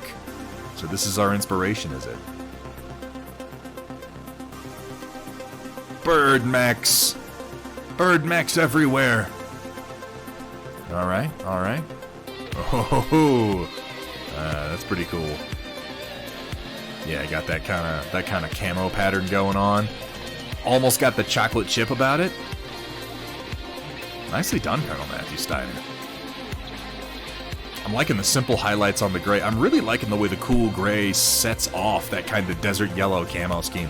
This is a great example of, again, just temperature contrast. Mostly warm paint scheme broken up by occasional panels of just a very soft, coolish gray. And all the colors benefit. And then the little red focal points. Bam, bam, bam, and a little triangle, creating a nice balance across the whole figure. Very well done. Very well done, Colonel Matthew Steiner. More to come, I can't wait. The most interesting thing to come out of Il-Clan for me so far is Colonel Matthew Steiner's paint jobs, because other than that, I'm like, bird mechs. Just so many bird mechs. Steiner, lovely work, and as always, one of the best photo setups in all of Battletech. So simple, so effective, and thank you so much for sharing pics of it with us the other day. I really appreciate that. Rough attempt to mimic it. Anyone know the units these are from? I have no fucking clue. I have no idea what unit this is supposed to be from. I won't even take a guess. And here we have from White Wolf. Don't have anything else to post. Haven't sat down on my workbench for over a week. Oh, due to work, getting caught up on everything else. So here, have this lovely picture of a Gunner Zaku warrior. Chillin' in the hot tub. I really do like this sort of primitive Zaku.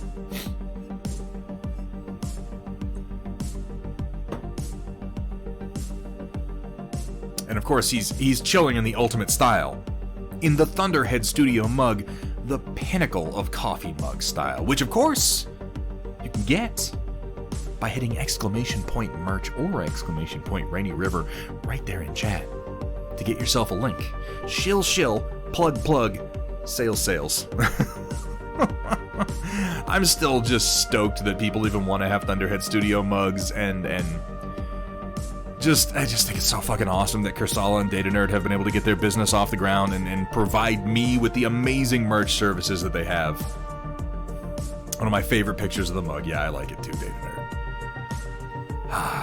Good looking build you got there, White Wolf. A damn good looking build. Man, oh man, we got a bit of a short one today. It is a Tuesday. It is a Tuesday. I think a lot of people have been pretty busy today, and we had to get in a short stream because I had my own shit going on today. But that is going to bring us to the end of tonight's Storm Report, and thus a little bit earlier than usual, the end of tonight's stream. Yeah, right. It balances out, Sumitha, because yeah, Sunday's Storm Report was like, oh, we're still going. Oh, I've been going for like an hour, and I look, and I'm like, oh, there's still a fucking third of this thing left, and I want to look at all of it. Ah! Oh my god. I love that you guys share your heart with me. It means so much.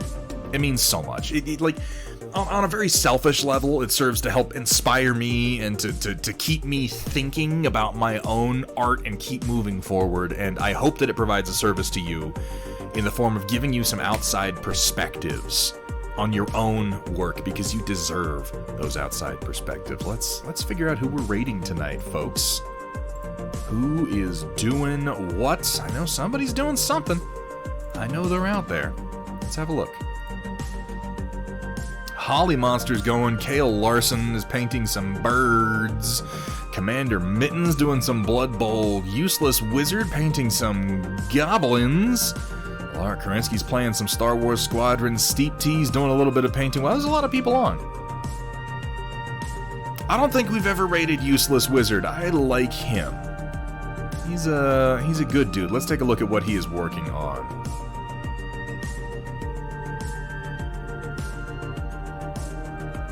I don't want your goddamn fish sandwich. Stop showing me commercials. Oh, it's crispy chicken. It looked like fish. Fuck you, McDonald's. What are we working on? Well, he's showing off a Space Marine, but word is he's going to be painting some goblins here in a bit. But most importantly, it looks like he hasn't been going for that long. So why don't we get a raid moving on over there? Actually, what's Holly Monster doing?